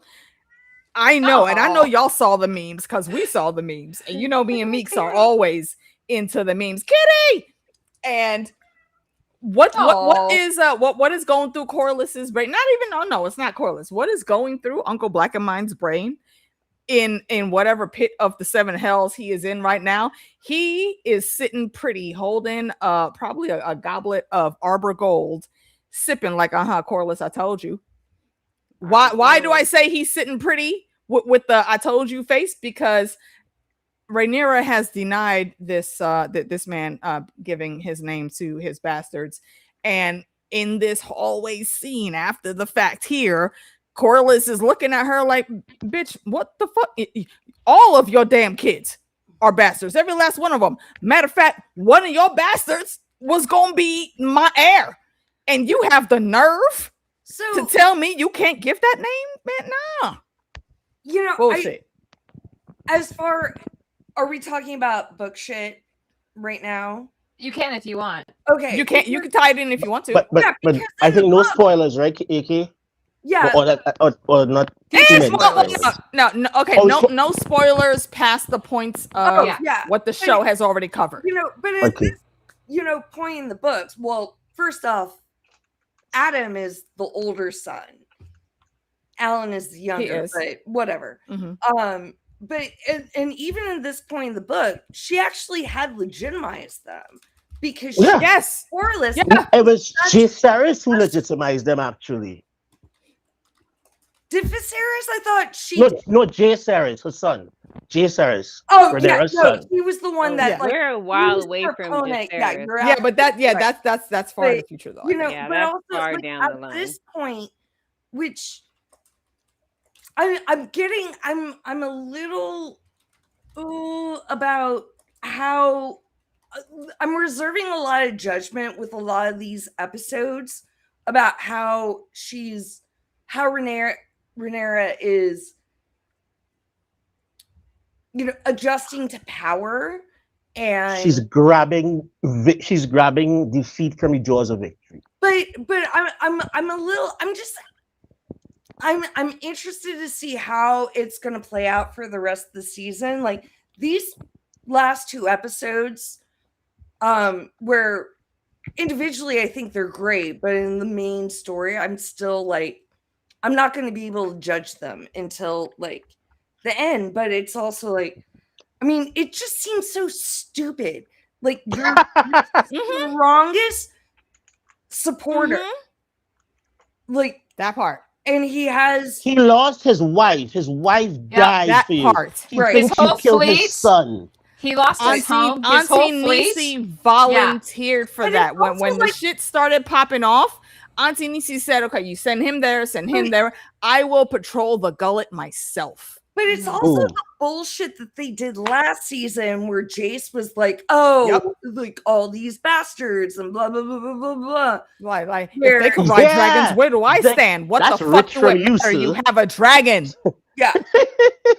Like, are you going to... It's like, where I can maybe understand a little bit not giving Ulf or Hugh legitimacy. Sorry, I'm taking my earrings off. But that usually means you're ready for a fight. Well, and she was married to his son as well. Basically, he's her former father-in-law as well. Right. Yeah, but he's also her strongest ally. Yeah, absolutely. And it's crazy. And especially that she's like saying "fuck you" to the rest of her original small council. It's like, why are you? Because if you'll do that to him, you'll do it to me. Yeah. You do that to him, you're gonna do it to me. And that's the and I understand why she feels the way she feels about the small council. However, you need a small council. And you need people over here helping you do the work. Missed. Just saying. I was gonna also add, someone was mentioning this in the chat about the Septon, who, I think he's in her head. That, he was like wait, was that episode 3 or episode 4? That's 3. That's 3. It's 3. So that would not, if it was Damon, that Septon would not have had shit to say. I think he would have taken his head off. And that's the thing, right? And she did hold him to task. However, he's not looking at Aegon the Conqueror right now. He's looking at you. And it's not been a secret at all that no, they don't want a woman in charge on the throne. Like, you could rule next to the king, but you can't be in charge. And that is the biggest problem. That's her biggest obstacle. And she's not attacking that the way she should be. And I also think that because it's a woman, that they finally can like have pushback against like the Dragon Lord. The dragons, exactly. Because exactly. I don't think he's I don't think it's just misogyny. But we know the Maester, The Maesters hate It's dragons. the Maester's secret plot, the high not He does High not Garden, but care who you the put High on the seat. Towers, and how they want to make sure that like the main control stays with them, even if it's behind the scenes. So Right. yeah, it's Mhm. more than just the patriarchy. It's literally just the shadow war against dragons. Period. Yeah.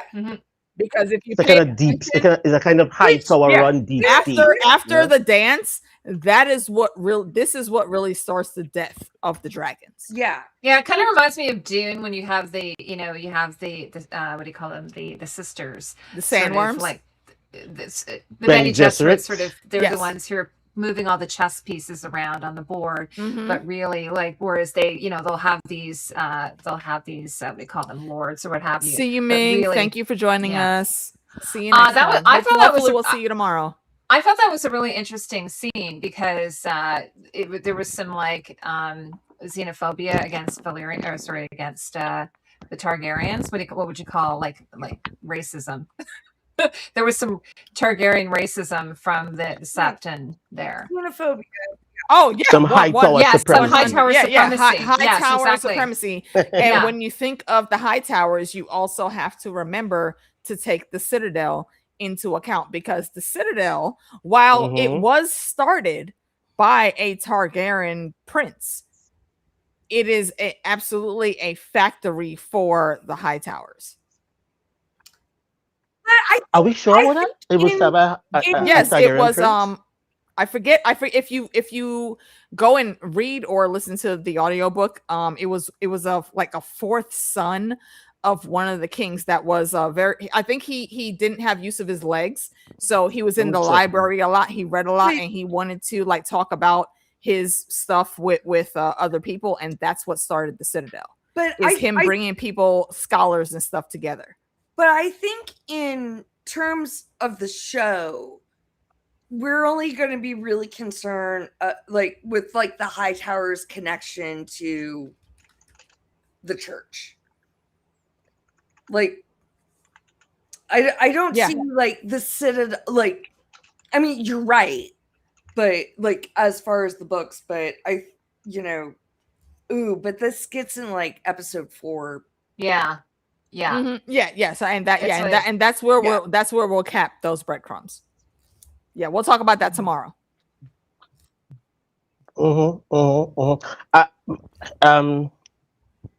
Wait, what was the question that we were on right now?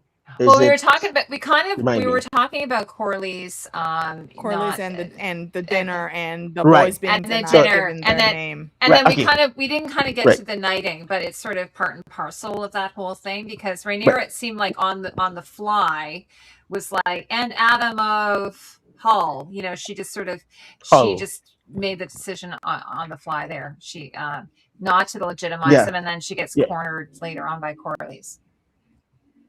Yeah. No, my quick take on that is, first of all, the 40 Laws of Power, they talk about Louis XIV, and they said Louis XIV never promised anybody anything. If you came to see him, you wanted something, his words would be, he'll hear you out. I'll see what I can do. But that's it. And he would say, I'll see what I can do. I will see what I can do. That's a very good idea. He may do it, he may not do it, but he's going to see what he can do. And that's what he's really doing. I think Rhaenyra, her answer should have been along those lines, based on, listen, Corlys, I love you. I love your help. I'm going to do it. Let us win this war and get this thing settled first, but I'm going to do it. I think that, because when the war is settled and when the issue is settled and there's no, the talk of bastardy is no longer in the air as it is at this point in time, then all right, we can have a little quick ceremony behind closed doors. Yes, he's a Valyrian. You can make him your heir. We'll put it on the rules. It's part of like the law now, part of the canon of the world. Good. Because that really she does not have a problem with them being the heir, with them being his heirs. She has a problem with doing it now while there's a lot of The bastard talk optics going on. of Wait, hold on. So- KP, let me interrupt you real quick. Sphinx has to step Sure. out. So Sphinxy, give us before you go like your rating on this Your episode. time? God, I give all the episodes such high ratings because I love House of the Dragon. You're allowed to Like, do that. They don't give me bad episodes. I'll give it the standard 8. Okay. I mean, Rhaenyra beheaded Otto. Off top, that for me was like crazy. That They could have shot it a little better, but Yeah, this is what I'm talking about. See, I hate this kind of bullshit, right? I hate that. We don't need to remember Yeah. that. I don't like that. Like that's just sort of like I don't because like that this is either. just- That that's shit a pisses me patriarchal off. trope. That's why I don't like mean- why they included her. Period. Yeah, it didn't need to be Like there. why?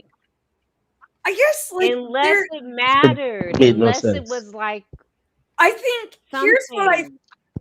it was Well, book driven. It was here's what I narrative think driven. about it, because initially when like she said, "Oh, I'm bleeding," and it's like, "Oh," because like us book readers know eventually Bleeding on the she's throne. supposed Yeah. to like And she the sits throne, on the throne and it's and like, she's "Oh, bleeding is on the that how throne. it's gonna Yeah. happen?"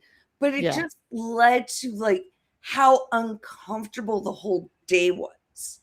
I mean, have any of Like, I mean- have any of you guys ever watched 30 Rock? Oh Oh, yeah. Yes. Yeah. So there Off was and a on, yeah. skit where, like, on 30 Rock, Gemma was always on her period. Like, whatever skit she was doing, she was Amelia Earhart, and she was like driving the plane, and she was like, "Oh my god, I just got my period." right, period. Yeah, I just got my period. I felt like that. Like, oh my god, I'm trying to rule a kingdom, but I just got my period, so now I can't. Well, Mm. but I think because I initially when like she said that that was my initial reaction, but after like watching it and sitting with it, it's like I think it's kind of more like, I mean, you know, we've all been in situations where we've had the worst Mhm. fucking period on the face of the earth, and we still have to like be in front of I've been there. everybody. No, Yeah. shut But up. do Shut the they fuck up. have to include that in the Wait, show 20 because points from it's Ravenclaw, the, KP. it's the Shut up. first It's like female the queen, so she just worst- has to have her period. The worst day of your life, professionally speaking, and on top of it, like you have the worst period of your life. But I think it was a little bit of a psych out. Now, I also kind of feel like there's a little bit of I didn't love it. I didn't love it. hated Like, it. you I know, hated Mhm. it. I mean, it wasn't as bad for me. It wasn't as bad I as the was sexual saying- assault, the attempted Oh. sexual assault. I I mean, just felt like I was kind of like, How did that just came out of yeah. nowhere? Wow. Wait. Sorry. Hold Real on. quick. Let's let Sphinx finish up with the Yes. with the outro. oh sorry, I we do ran. I do have to go. Sorry, Yes. I Sphinx. have some stuff I have to take care of, but I love you guys. I will not be able to come tomorrow because We I'm love you going to too. the movies to watch The Odyssey. Oh, I'm going Hey. amazing. Wait, Let us know how it hold was. on. and hear good things Are y'all about it. gonna watch the Odyssey? Because like we should talk about it. I'm going Sunday. I'm down to talk A about it. million I'm going percent. A tomorrow, million so percent. let me know. As soon as it's available for free on one of my DSRs, I mean, okay, yes, definitely. KP, hit me up. Allegedly, I might maybe not have to wait that long. We'll talk about this tomorrow, Amy. We'll talk about that tomorrow. Cool. Yeah, put All a right, pin so in I'm that. going, Didn't guys. get this All right, period. Sphinxy, I love you always all. good seeing you, sis. Bye, All right, Sphinx. I gotta It was go. really nice seeing you. Bye. Okay, we'll have Right. you back. See you next week. Have a good night. All right, back to where were we pre Periods. Periods and I think I sexual was just assaults. finishing off what I was saying. Oh, the sexual. I was just finishing off what I was saying sexual about assault's episode 4. Yeah, that's episode 4. We can wait for that. No. The attempted one on Allison, like from episode 2. No, that was 2. Yeah. Yeah. I'm just saying. I was just saying. I thought that the essay was unnecessary, and I kind of personally Unnecessary. felt.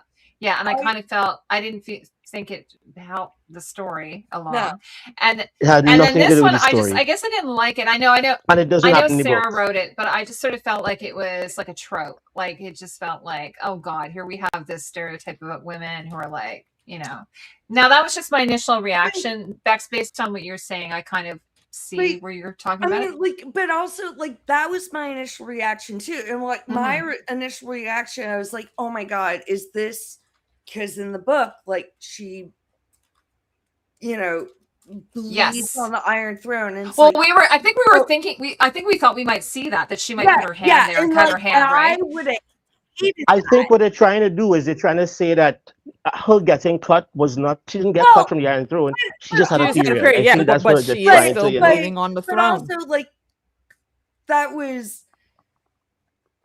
again, we don't actually ever know that she got cut on the Iron Throne because yeah, you're right. Fire and Blood is written by a bunch of dudes. I mean, it's kind of like Magor. It's suspected that the throne nicked him with a bunch of cuts, but we don't really know that. But I mean, yeah, and obviously, the Meesters, who are telling these histories are anti-Rhaenyra. The only one who is pro-Rhaenyra is Mushroom, and then. I also and Mushroom was not around to see even half of the shit that he reported. Mushroom's not a real person. Mushroom is an a random insert character of the person of the maester that wrote it. A collection of individuals that had little paragraphs here, paragraphs there, and some maester put them together. Yeah, there's a lot of I it's all the rumors and the it's all a lot and unreliable narrators. Yes, it's all the rumors. And also, hello, Candy Queen. I don't think we've seen your name before. Welcome. Storylines that people want to think or people want to proliferate and disseminate because it's funny or because it makes them look weird. Like a lot of the sex stuff, a lot of fat, or she's fat and ugly.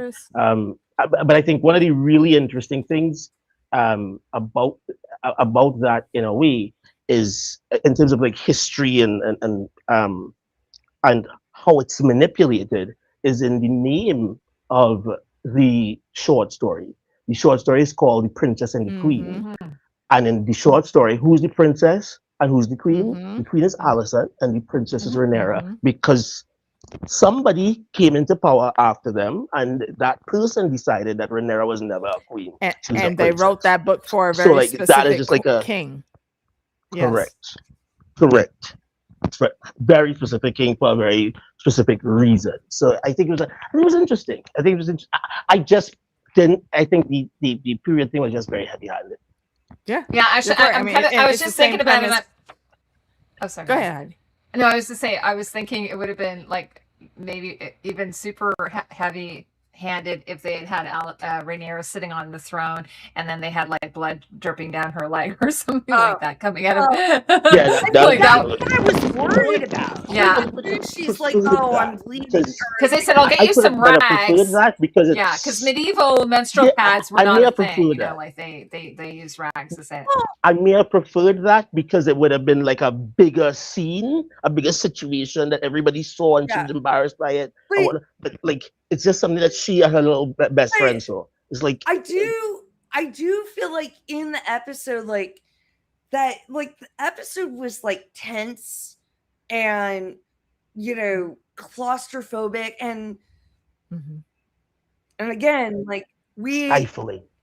We've all especially Kieran, am I pronouncing that right? Kieran.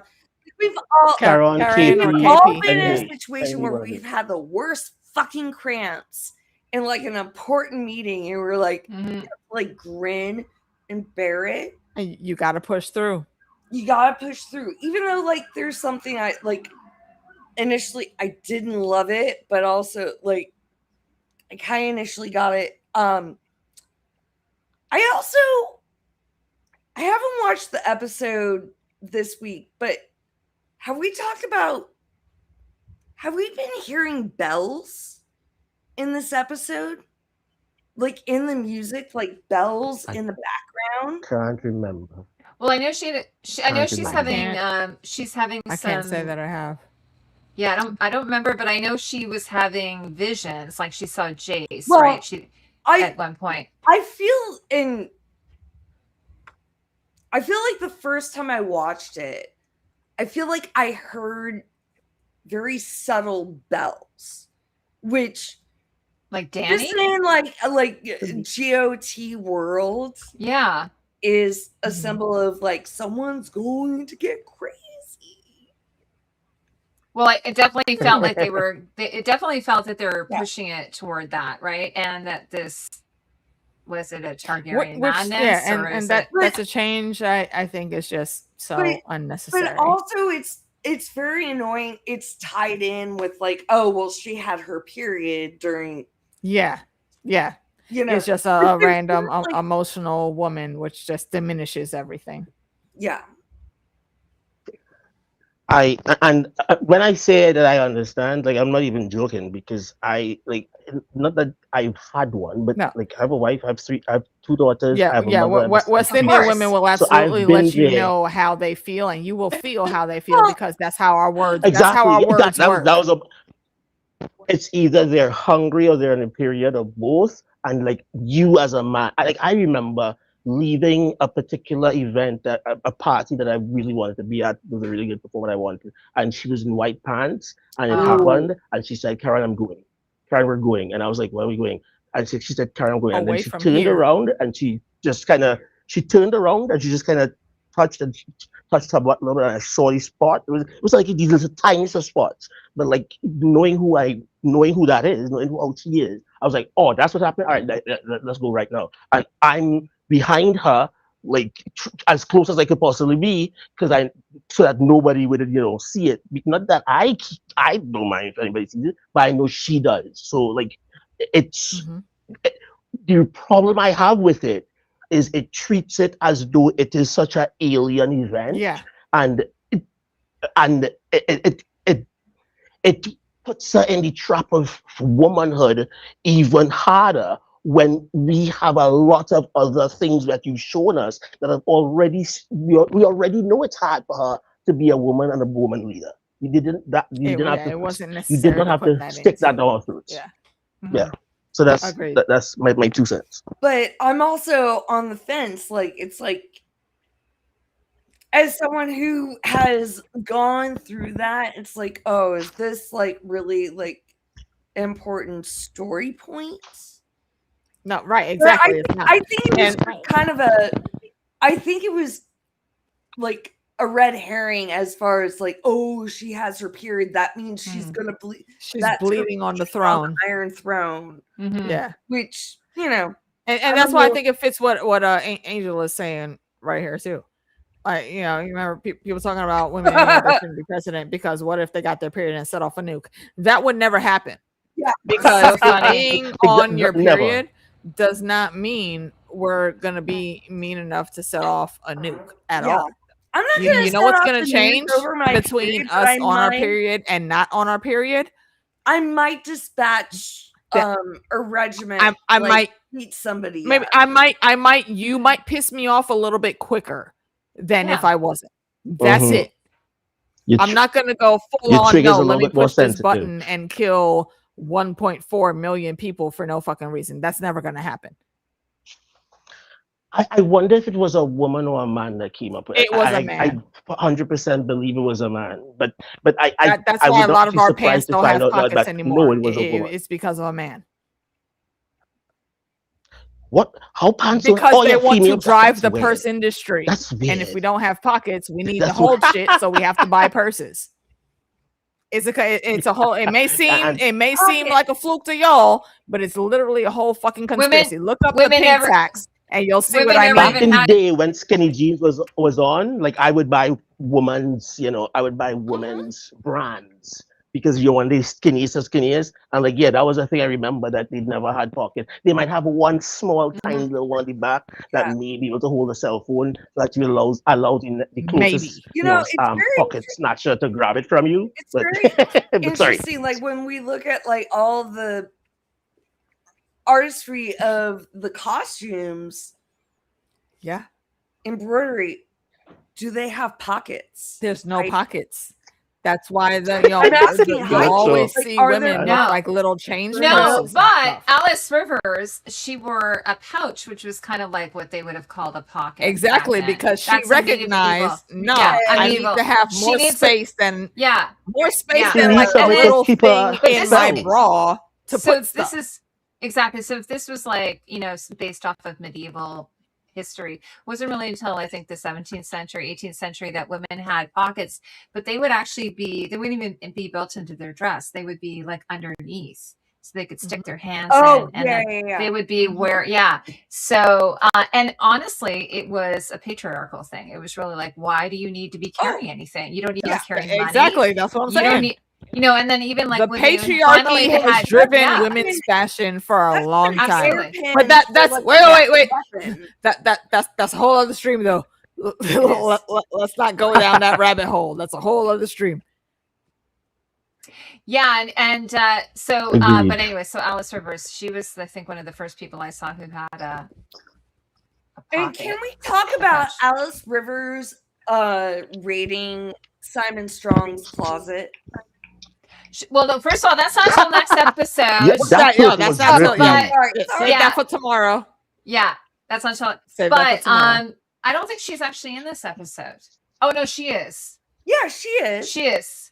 For like 10 seconds. When is she in it? Because when Eamon stabs the dude. When she tells Damon to fuck off, and then when Eamon gets there. The not evil high-powered brother.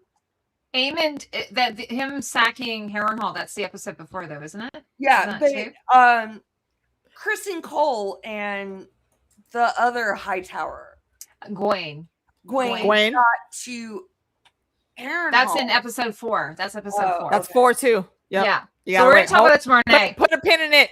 Hold it for tomorrow. All we have left to talk about is, we can talk about the knighting if you want. Like we sort of touched on it. The knighting. Yeah, that'll be That's a good plot point there, Heidi. Yeah. So do you want to talk about that? Do you want to go first? You go first. Sure. So, I know everyone, there's a lot of Ulf haters out there. I don't personally hate Ulf. I find him kind of like, he's a little bit like Rosencrantz and Guildenstern. He's just sort of like entertaining. Like I find him sort of funny, entertaining.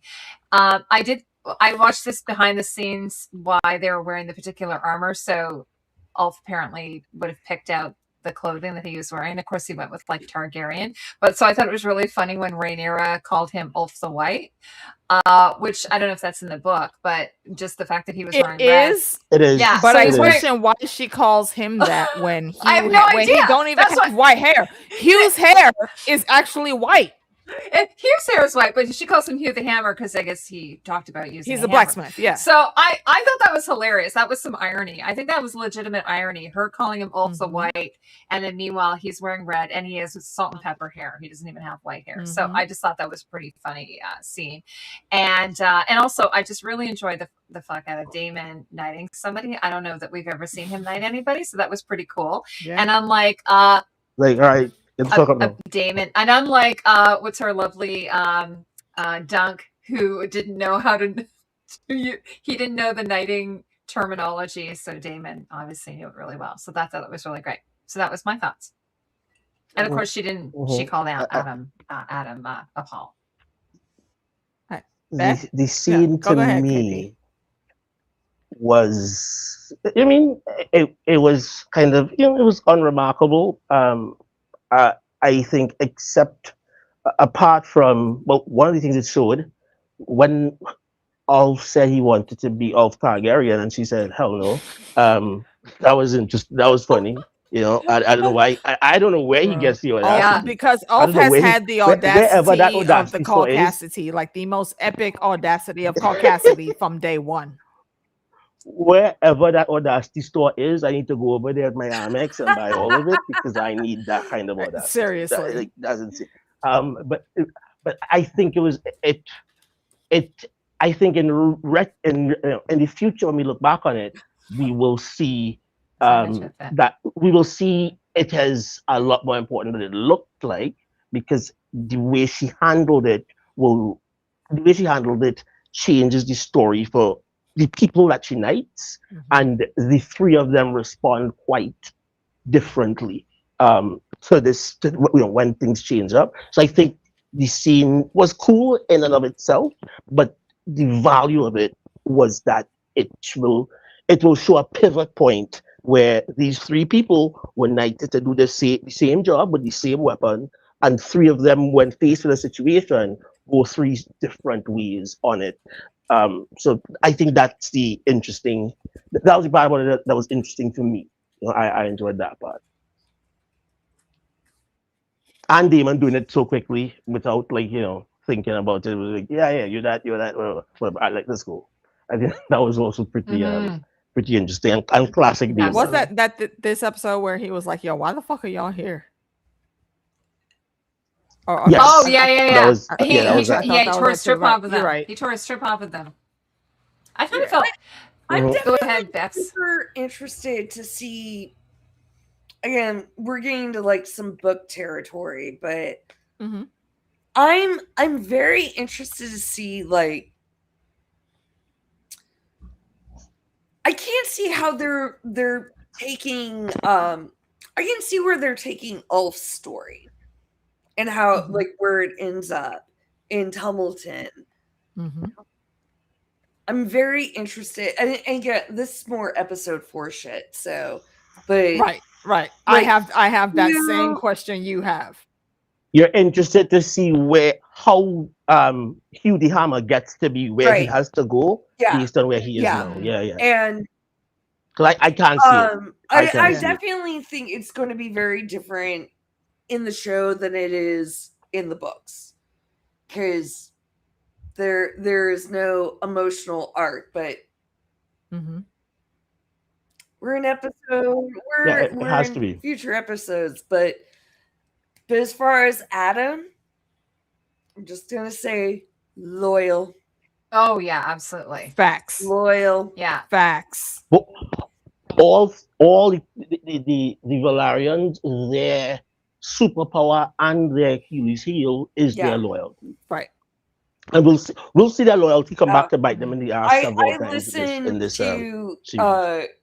I listen. I have it on Audible, and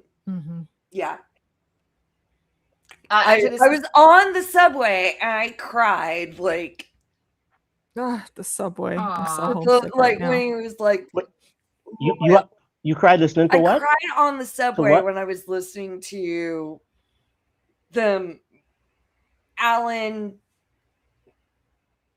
This is too poorly, but like when loyal. You mean what happened in the book while we were reading? The book on Audible, and I like cried on the subway. Right. And because of what is to happen with Alan and Adam and Corlys and whatnot. Correct, right? Okay. I thought you meant you was crying about what happened just now. No. Ulf didn't get his castle though. No. Okay, wait. Remind me what are the parameters we're commenting on right now, please? We're talking about the knighting of Ulf. The knighting of all that. Okay. Yeah. So Hugh. In the grand scheme of things, like if you look at everything as a whole, I'm going to try not to dabble that much into episode 4. The way that the marker of Hull, Adam of Hull came in dumb, because I think Adam is her best dragon rider right now. Her most in sync with his dragon rider. Why? Because he didn't choose Sea Smoke, and that's what's so dynamic about that. Sea Smoke came and got him. Buddy was minding his own business, just Running down. lamenting in his He was fields. stalking him. Just walking on the beach, saying, "Damn it, I wish my dad wasn't If trash." that was real life, but he is. If that was real life, that dragon would have an Yeah, SHR. absolutely. Right. And then here comes Smoke, and you don't know what the fuck is going on. You just know there's a dragon chasing you. And if I was in his shoes, I would fucking run too. I was running too. Because I don't know if you're looking at me like I'm dinner, or if you want a partnership. Yeah. Or have sex with you. I'm not even thinking of partnership. I would never be thinking about partnership. I don't know. I'm thinking if I see this it's like in our real world, if I was anywhere and I saw a lion running after me, I'm running. I'm running. And that's going just in my it, house, plain and locking simple. my I'm door, trying calling to the police. get away. But that's not what happened. He did try to get away, and Sea Smoke was like, "Nah, Human, come with me. We about to do some great things." Say, that scene, I will say, like, is top 5. Yeah, regardless one of my favorite moments. Agreed. It's agreed. Top 5. So you have this and this is actually like the very first dragon seed that Rhaenyra even came up on. Because she was alerted to this immediately, and she came out to sea. Also, and she came out to sea like, you have a dragon that is bound to my house and bloodline. Like, I know my baby boo soft boy X is who used to ride that dragon. What the fuck you doing with him? And immediately, again, he played the part correctly and bent the knee, and that's when she was like, "Oh wait, hold on. Okay, so if you out here and could do this, maybe it's some more, and we need numbers. So let's go do this thing." So to get to this dinner scene again, that's why even without Alan's merits, let's leave Alan out of it. You could give that name to Adam.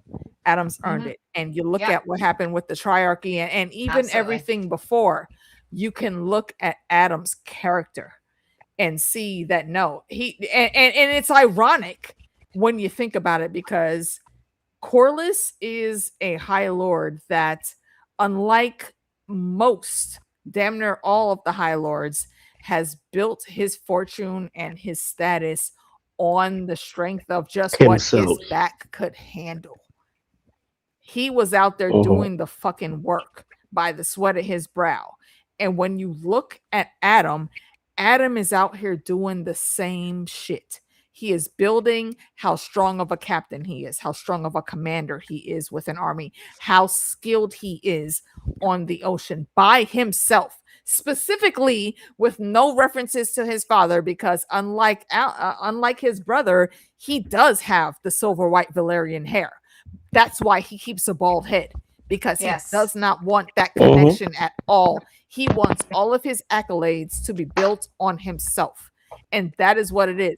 For you, Rhaenyra, in this scene, to deny those two men, those beautifully smooth dark chocolate brown men, the accolades that they have fucking earned by the sweat on their brow. I fucking love you, Rhaenyra, but I'm gonna punch you in the fucking face if y'all watch Chinese short dramas. If I ever get into an accident and I go into a coma and I'm transmigrated to motherfucking old school Westeros, I'm punching you in the face the very first time I lay eyes on you, because why the fuck you do my cousins like that? Okay, so that's how I feel about that dinner scene. AK, I also feel the same way about Peyton Manning. If I ever see him, I'm gonna punch him in the face. Yo, Christian Leitner, and I know exactly why you're saying that. I'm not a great sports fan, but I know that name and I know them boys. I know why you're saying that. Well, no, that's a whole other stream, bro. Nope. Importantly, Christian Leitner is someone I will punch in the face. Peyton Manning. So, I mean, he's very rich, like, and everything. There's drama with them. That's all. It's so like I mean, I get like we have to like create some tension, and like there's obviously going to be tension between Rhaenyra and Corlys but the tension was already there, though. Exactly. That's what I'm saying. There was no reason for you to not only alienate your hand, but there was no reason for you to alienate the best dragon rider you have. There was no reason to alienate the best battlefield commander, especially on the sea, that you have. You did not have to go that route. I understand you're trying to protect the position of your boys that are left, but what they are was already known to Uncle C, and he didn't use that as a weapon at all until you denied him the same courtesy that you gave your sons. And that's the problem with it. And again, I am still Team Black. I am here for Rhaenyra, but no, I will always still call out when you fuck up, and Rhaenyra, you fucked up right here. You know, by the way, I'm not Team Black. By the way, I am Team Small Folk. I'm sorry. Right, you are Team Neutral I'm Team Neutral. The I kind of think both sides are terrible. Like, I don't know. Like, I get what you're not completely wrong there. In this show, you're not wrong. Yeah, I did read Fire and Blood, but I kind of had a bit of a hard time with it. I mean, to be honest, I think in Fire and Blood, like, it was hard more, like, it felt like I was reading like an encyclopedia. Team Black. Yeah, for sure. Yeah. So maybe they're trying to level the playing field more here. But I don't really I kind of this. I know you guys think I was crazy for this. There were times when I kind of rooted for Cersei, like a little bit, and I have a little bit of a hard time rooting for Rhaenyra sometimes. I just was like, she kind of came off of like, when she was younger, they really portrayed her as a brat, like kind of a spoiled, sheltered brat, which is also not her in the books. Yeah, with the elders. Oh no, I think it's totally her in the books. Like her, realms to life. She's a brat. She's spoiled in the books, but she also has a sense of her own majesty and what she should. She has a sense of honorability that they didn't give her here. Yeah. That too. Yeah. And I think some of it is I think when it comes to a monarchy, a monarchy, you think it's like a God has given this to you, like it's the 7 or what have you. You've been given this divine right almost to have this. And so I guess I can't think that way because, and also, but also that she's also sometimes using the fact that she's a woman as a crutch. Like, I know there is the patriarchy and she's having to deal with all that bullshit and the lords and all that, but there's nothing to say about the bullshit here. Yeah, there's nothing to say though. She couldn't have an all-female small council if she wanted. Like, look, she could if Auntie Nisi would have survived, then Auntie Nisi would have been hand, not Corlys. I fully agree. I think that. Yeah, no, Auntie Nisi, she would have been hand, or there'd be a dual master of ships. Yes. Corlys still would have been master of ships. I think she would have been able to bring in her own people, and her people would have been folks that Auntie Nisi and Uncle C vetted. She would have a solid council that way. I really think the one thing that's going to be, I think, going to disappoint all of the book readers at the end of the day, and I can't entirely blame the show because there's not enough material, but I don't think we're ever gonna get the Hour of the Widows after at the end of at the end of the dance, it's all. You don't think we're gonna get the Hour of the Wolf? Wait! Hold on. Wait, you said Hour of the Widows. All the widows and the Hour of the Wolf. I don't think we're gonna get any of that. Where we're gonna have the Hour of the Widows is the thing that happens when Roddy the Ruin and his Northmen come down to die, but they don't all die. Lannister, so sets up relationships for them to marry into families in King's Landing and whatnot. So they would have to go back. widows who are left in charge of like very large houses at the end. Okay. Because all their husbands have died. All the lords have died. Yeah. And okay. Yeah. You know, I don't think we're going to get that. Yeah. We may not get the Hour of the Widows, but I think we are definitely going to get the Hour of the Wolf. That's too important of a thing. I don't know. So there was a rumor I heard. Well, there was a rumor that History of Westeros. What's the rumor? That the show is not going to go very much past. They're gonna skip the Hour of the Wolf. The battle over the eye. I don't think so. Are you saying that they're going to end it right after the battle over the eye? At the very end, it's going just to be like, oh, and now it's Aegon 3. If they skip the Hour of the Wolf, I will not watch whatever season comes up next. Well, I mean, but that's going to be the end of the show. Well, I mean, okay. Well, if they include it, and that's the end of it, there's only 4 seasons after that. Well, but that's fine. But how do you skip the Hour of the Wolf? It's only a rumor. The rumor is like the show's basically going to end when Rhaenyra dies. So we're not going to see any so bit much. of, you can't wrap up the story without seeing the rules after that. What the fuck? I'm just repeating a rumor. Spoiler: everyone dies. you lose on. Well, actually, no. Everybody doesn't die, right? Because no. you have a group of people that don't die, and you see how. In the context of if they actually stop the show after Rhaenyra flees King's Landing, then we don't get the Hour of the Wolf. We don't get to see who's ruling after. That would make no sense. No. We'll see her. We'll see Aegon retake the throne. Aegon the second, but the bullet.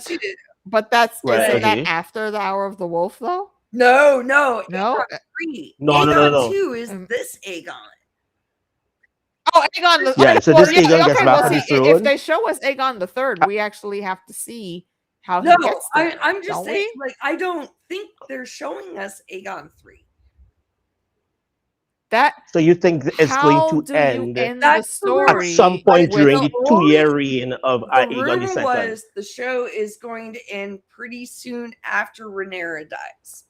How do you show the end of the story without Aegon the Third being where he should be? I mean, you can do it in an episode. You can't. You can do it like, you cannot. Okay. Well, you know what? Okay, wait. No more explanations. I feel like we have to wrap the show on. We have to wrap the episode on that because that's one. Not only is that a problem, but that is going into spoilers that we may or may not see. Matt says it could be an epilogue, which that sounds like that would be. If it's an epilogue and it's in the series finale, that's fine. But if the show is ending after Rhaenyra is deposed, then that's a problem. Well, also, it has to show who's comes. It has to show Aegon is it has to. If Cregan Stark comes in this season, we'll get the Hour of the Wolf next season. Not necessarily, because what would he be coming to do? He would be. Well, that would mean that they would fast forward the story, and he would have to come through and do all the. I mean, if they're going to give Cregan a proper, I mean, they gave Roddy the Rowan representation. Like, I think like Cregan Stark's going to come like at the end of the season. Why? Because he is such a huge. I mean, he was already presented, and Cregan Stark is such a huge component of the story. He is. The question should be if he does come, what is he coming to? Like, if he does come at the end of the season, what is he coming to do? Is he coming to lead the Winter Wolves, or is he coming He's to do coming something to, else? like, Because he fucking, doesn't lead the Winter Wolves. Like all this shit is going on. Like he's coming to clean shit up. I mean, they've already established that Cregan is going to be a character. They have. I mean, that's what I'm saying. Like they can't cut. I know. I'm just. Oh, they definitely can do it, right? They shouldn't, but they definitely can. Mm-hmm. But what I'm confused about a little bit is if Cregan Star is coming down this season, I think into the season. The end of this season. At the end of the season, what is he coming to do? So is it so? Are we saying that all of the battling and warring and whatnot ends by the end of the season? All the battles and all the wars are done, and the person who's supposed to sit on the throne for the next couple 20 years, whatever, will be in place. The question is, well, all right, you're right. Sorry. Without I'm like kind of backtracking because I don't want to give like too much away. You're right. Cregan's gonna be like early next season. Yeah, because there's also another big character that I could see early to mid next season. Like he hasn't come in yet. You're giving my future husband Tommy Flanagan, aka Ryan Ruin. There's time. Yeah, he's got to have time to come in and fuck some shit up for everyone. Yeah, before he goes away. Oh God, they're gonna get. And there's also another big character that I've seen spill into the next season because I know. There's another big character that I think will be introduced this season that we haven't touched on yet, and I won't say who that character is because I don't know what episode it will be if they do bring him in. Can you give us a hint? Can you give us a hint as to? Again. Okay. Yeah, and that's a big one. Again, I am just going to put it out there once again. We're manifesting Tommy Flanagan coming onto the podcast with us. Or to the live. Okay, look, manifest. Yo, somebody send the fan Raven. Send that text. Yeah, somebody send that text. You guys, before we go too much further into this, I was going to say maybe we should wrap this up. We can talk about some of this tomorrow.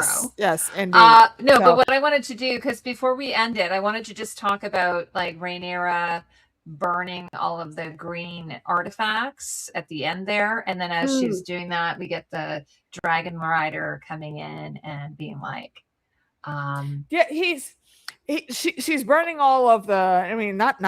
I wouldn't say the artifacts, but all of the sigils, the banners, and all that. Yes, the banners and whatnot. Yeah, and that I fully agree with. And why I'm saying I side eye that the dragon wrangler or whatever they're called. Why would he said he came from Templeton? How did you escape? One, how did you escape? But also, why the fuck were you in Templeton? He was there escorting the dragon to Sarian, apparently. Okay, but Sarian wasn't there yet. We have never seen any of those people away from Dragonstone or from King's Landing at the dragon pit they had there. There were no dragons at Templeton before this.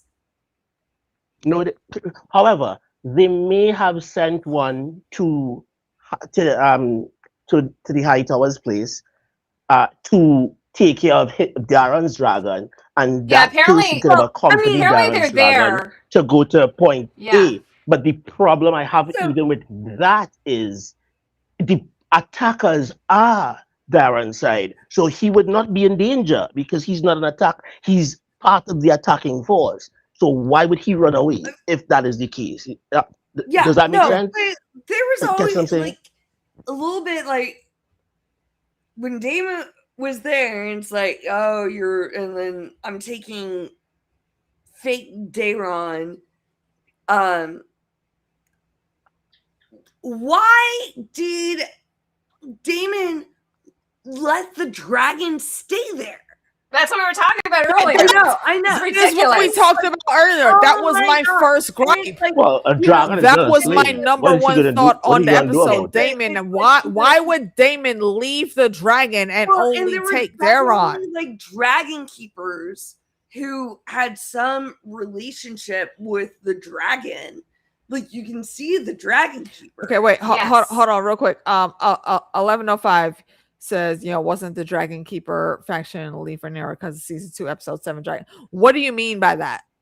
Because when she burnt up the dragon, they were done with her. when she was Yeah. burning the dragon, they have to still do against it. Templeton. Exactly. Even though it's what they're saying is true, it has. Well, yeah. I think Why would they I have think gone to what- Templeton of I all can now places? understand like why those. No, they could have gone to Tumbleton to help Daron. But that was way if he before has a Daron face, went there, though. Like, But why would the Dragon Keeper come back to Rhaenyra No. and tell her? it's not what the dragon. It's Damon. What the fuck were you doing? Yeah, leaving we that asked dragon? that was the first question I Leave posed that in the beginning. fucking dragon. But Why was would he- you leave the dragon? What was he supposed to do? What was he supposed to do otherwise? He was Oh, supposed to like, take the dragon with order him. the- If you're bringing the Daron, dragon and you know Daron is a dragon A rider, dragon is Well, not a key if he would no. Listen, wait, How, KP, how is he going to take the KP, dragon? no. He Listen, tells Daron I'm to not draw saying it.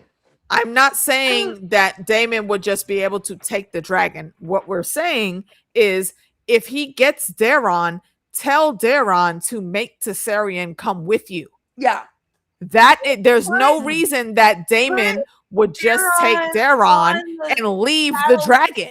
and make Think about the Damon that we know from the books. Damon would never make that mistake. yeah. And what? No. Because if you look at that scene, he had all dragon riders with him. Damon was gonna get back on Caraxes, and all 3 of them were gonna fly away on their dragons. Why would you not have Daron get on Caraxes and fly away with them? This is a bullshit. Because he could then just fly away and go somewhere wouldn't. else. He wouldn't. If Somewhere he's on his else. dragon, you can't make him There's 3 follow you. dragons with him. No, you can make Daron give him the command to follow you, and if that was And then when he gets in the air, he goes Yes, the so other dragons. direction. All Like, right, so this is all. This I think this so- is why they didn't do it. I think this is why they didn't No. do it, because they couldn't figure out that doesn't make any sense. No, Gotta that make it doesn't happen make any again. sense, because even if Let's Tessarion talk. throw, even Let's if talk for a minute. Go ahead. All right, go ahead, Bex. The whole Sorry, Bex. thing was like, so we can have like the whole the blonde Fake Daron? Faye Daron. Yeah, fake Like, Daron. It's all like to give us like a red herring, like, and it's dumb. It's dumb. Like at this point in the story, it's like we don't need all that. They're You mean it's dumb that he let the dragon no. stay? It's dumb that we try to like do like a fake out with like a fake Daron. Because It worked, though, for the plot. I don't. like it all Well- ultimately leads to like the fake Daron. That's all I'm saying. I don't Right. think that it was dumb for Ormond to do that. I think that was actually Oh, smart. like, But dude, where Damon, but Oh. also at this I think it was dumb for Damon to think that, like, it was dumb for him to see that the dragon is not coming and not question it. that's what I'm saying. oh yeah, with Daron coming, Because the dragon would have Really, come, the dragon he would take to the air and he would just The fly whole over scene- you wherever you are. And the wherever you keep whole them, scene he'll be was there too. stupid. Because like it no, we're never not happened. disputing that. It No, never I'm happened. not. That's not what I'm Like, disputing. Like just to have it was just to introduce like a bullshit storyline that never happened in the books, and it's like, oh no, the real Daron is the squire we saw before, and it's like we didn't have to do all that. Like, Well, no, that's what I'm saying. No, Yeah. I'm not. Like, I'm not disputing that. It is dumb to set that in place. Yeah, But there you what go. I'm saying Damon- is, if Damon would have said yeah, no, because they showed Yes. Damon asking for Thank you, Daron Maker. specifically, and if that would have happened, the Damon that we know, the battlefield commander Damon, would The have Rogue said, Prince. right, the Rogue Prince would have said, no, that dragon got to come too. Yeah. He's not going to just look at a Never random would've let hostage and dismiss a And dragon. he wouldn't even have to do that, because as soon as the dragon sees Darren is going, The the dragon would is have going went to with follow him. Darren. The memes of And at a distance, if you're taking the Hi, King's Landing, the dragon's going to stay, right Hey, outside Tony. the suburban area of King's Landing and circle King's Landing a bunch of times and then stay over We have there. to get Tony Like, on a stream. the dragon would not have just stayed Aw, there. so So sweet. it could be one of two things. It could be that they did it on. So it could be that Hi, it was Tony. the dragon staying there was a purposeful way of letting the persons who know that this is not the real Darren. That could be one of the reasons.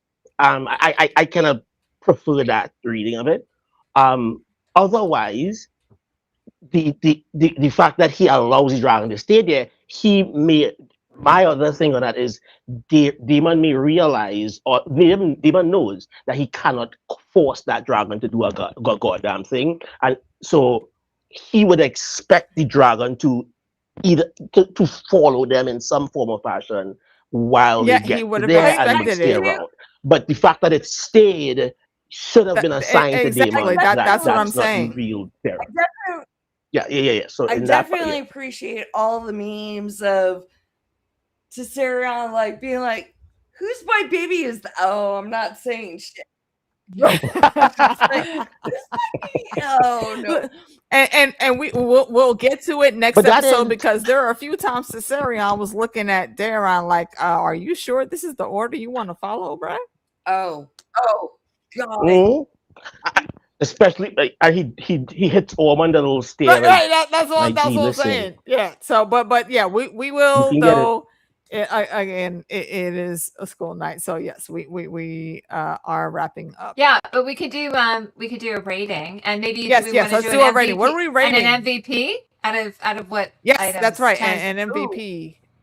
Who was my MVP for this episode? I don't know. I mean, I will say Rhaenyra was my MVP for this episode. Rhaenyra and Corliss. Oh yeah. Yeah. I think Uncle C was my MVP for this. Yeah. Yeah. I was going to say, by the way, for me personally, just this episode, it's one of those episodes, like I was like, I should go rewatch it, but I kind of had there's certain episodes, it's like, it does a really great job. There's wonderful development and everything, but at the same time, you're like, I don't want to use the word cringe because I know that's a young person's thing, but it was, and I know that they did this on purpose, like Claire directed it. It was really uncomfortable. And there were many times I'm just like, I'm not really enjoying this. Like, this is not a good feeling and not a good like experience. why would you do that? Yeah. So yeah.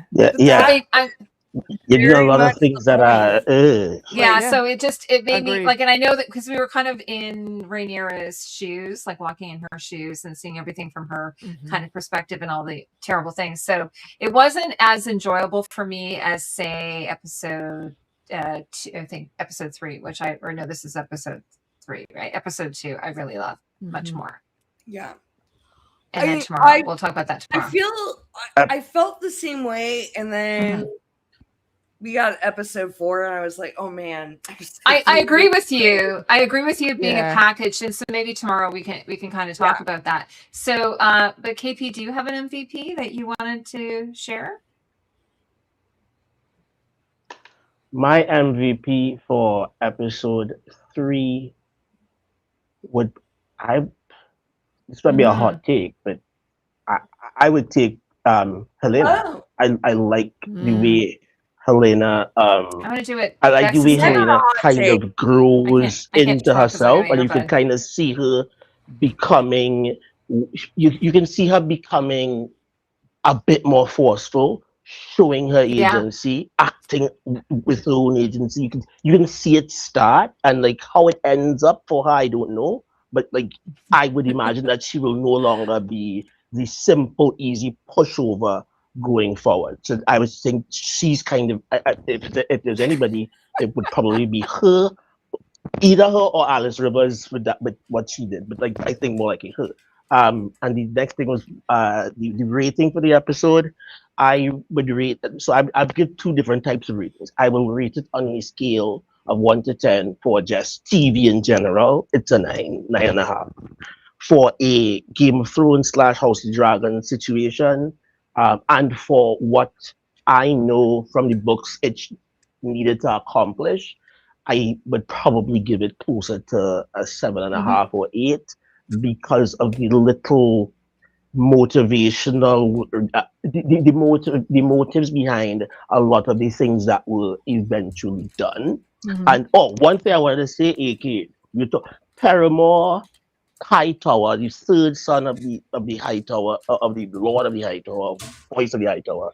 He's the person that started the Citadel. It wasn't a Targaryen. I knew it wasn't a Targaryen. Wait, so who was it again? Remember, we were saying that the Citadel of the Ministers was started by was started by a Targaryen, but I was like, I don't think it is. So I checked it. It's actually Paramore. Paramore, who's a fourth son of the Lord of Hightower. Okay. He and he was like and he was like physically like he had some disability. Yeah. Okay, right. I misremembered that. So you don't take about the right person, but it was not a target. It was thank you for that. And so yeah, I think that point is also interesting because the Hightowers do have a bit of an inferiority complex / inferiority / superiority complex, depending on how you want to look at it, with the Targaryens, and they see that the Targaryens are fighting, and they want the Targaryens to make themselves as weak as possible. So anything they can do to make that happen is what they want to do, because they want to ultimately have the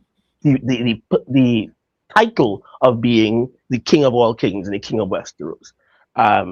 Even if they have to do it through a bastard son of a Targaryen, the next one will be his children. His children will be Hightowers. You know what I mean? Because we might breed him.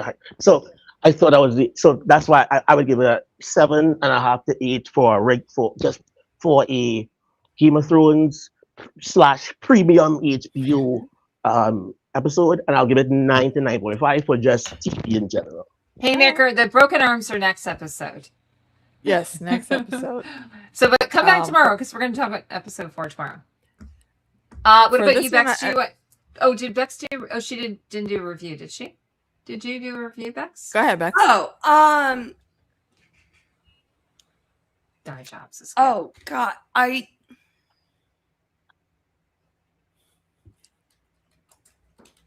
I'm a little muddy between the last 2 episodes, but okay. I mean, I'll give this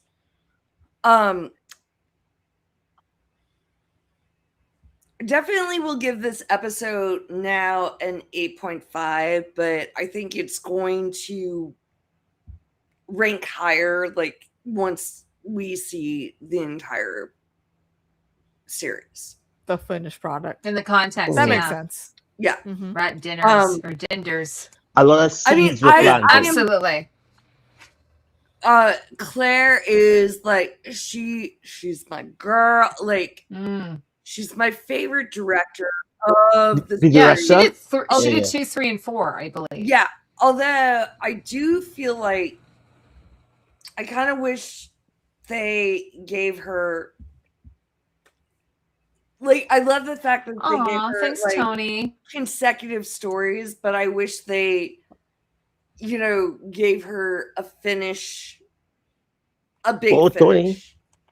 Tony. I don't know, but I mean, Tony, it's actually appropriate that we have smoke today because it's like where there's smoke, there's fire, and it's like we're doing. No, but I am safe. I stayed in the house all day, and I think we're having another smoky day tomorrow. But and then Friday it's supposed to clear. But that's very kind of you. Thank you. Yes. Please stay indoor. Yeah, it's like apparently Toronto is the most polluted city in the world today. Oh my God. even more than India, some cities in India. I was like shocked, but it was weird when you open the door, you get this like really strong smell, and it was weird because I was watching this show called Audacity last night, and where there was like I think I was telling this to AK. There was they were talking about the California forest fires in the episode, and the sky was yellow, like there was a filter on it for like this yellow look. Yeah, and then I woke up this morning, the hazy fog, and I woke up this morning and I'm like, why is it yellow outside? And then I opened up the door, and sure enough, that's what it was. I lived in LA during a couple of like big fires. And I worked in Santa Monica like during like big Malibu fires. And it is kind of like, it feels like you're like driving in a post-apocalyptic. Yeah. But then a couple years ago, like it was the Canadian fires that came, and like there was just like one day it was like a thunderstorm, but it was just like yellow smoke. Yeah, and the governor, one of the governors was complained that Canada, they wanted us to take our smoke back, and my husband was like, "Okay, we'll take our smoke back if you take your guns back." That's my husband. Oh yeah, the guy. Random thought that y'all just reminded me of. Random thought y'all just reminded me of. I remember in 5th grade, I think it was like my reading teacher, she told us that like she used to live in LA for a while, and she moved specifically because she was on a flight one time going out of the city, and she could see like the layer of smog that was in between, like once you get to a certain level in the city and then above to get to like 30,000 feet above the clouds. And she was like very shortly after that flight, when she went back home, she moved because she didn't want to be around that pollution. I never thought those things actually existed. I didn't either. Like I learned that though as a true fact of life in the Caribbean, like in 5th grade. That's not a thing. Yeah, we don't have to worry about that because Caribbean, that's not a thing. It is a lot healthier down there. Sorry, I didn't need to take over the conversation. So, we'll finish what you were saying, Bex. Oh, you rating and everything. Yeah, Bex, where were you?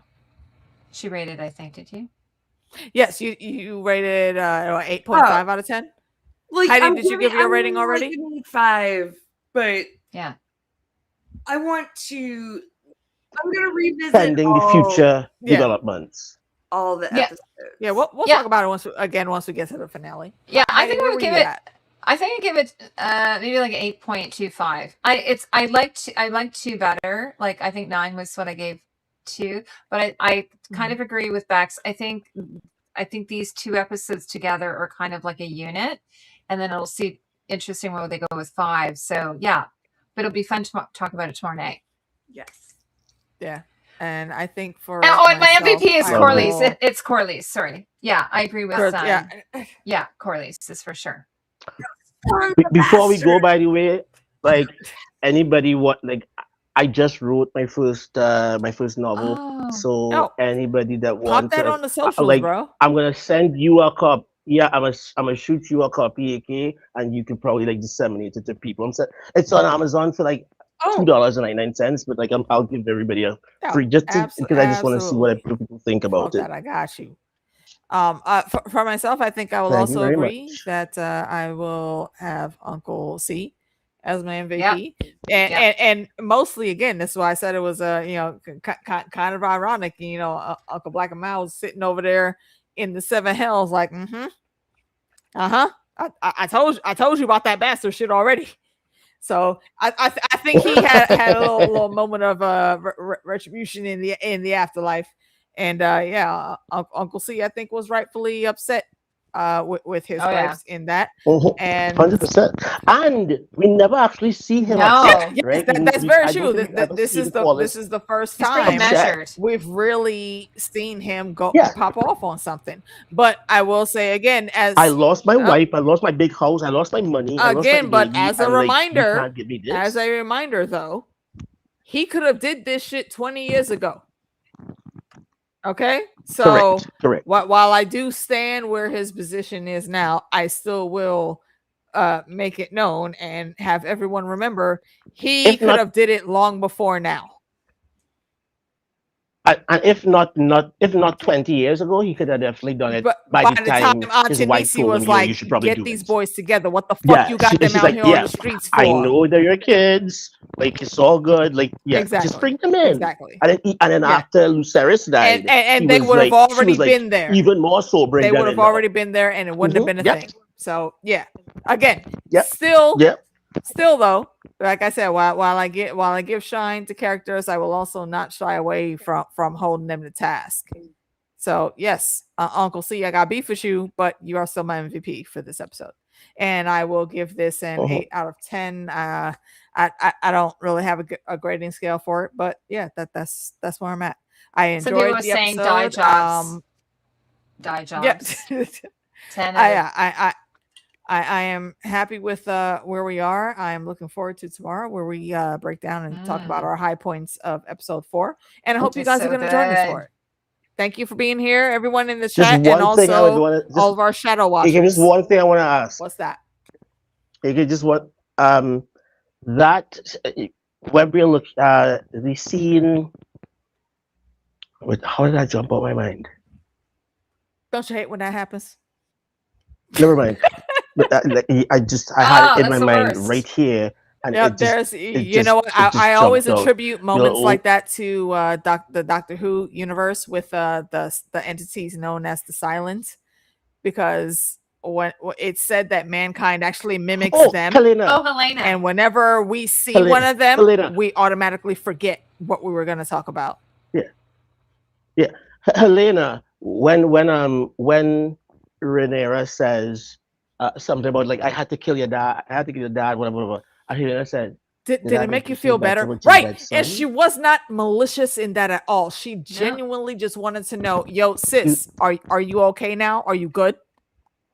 Yeah. Yeah. Because and the way I looked at it is like I'm trying to get over my dead son.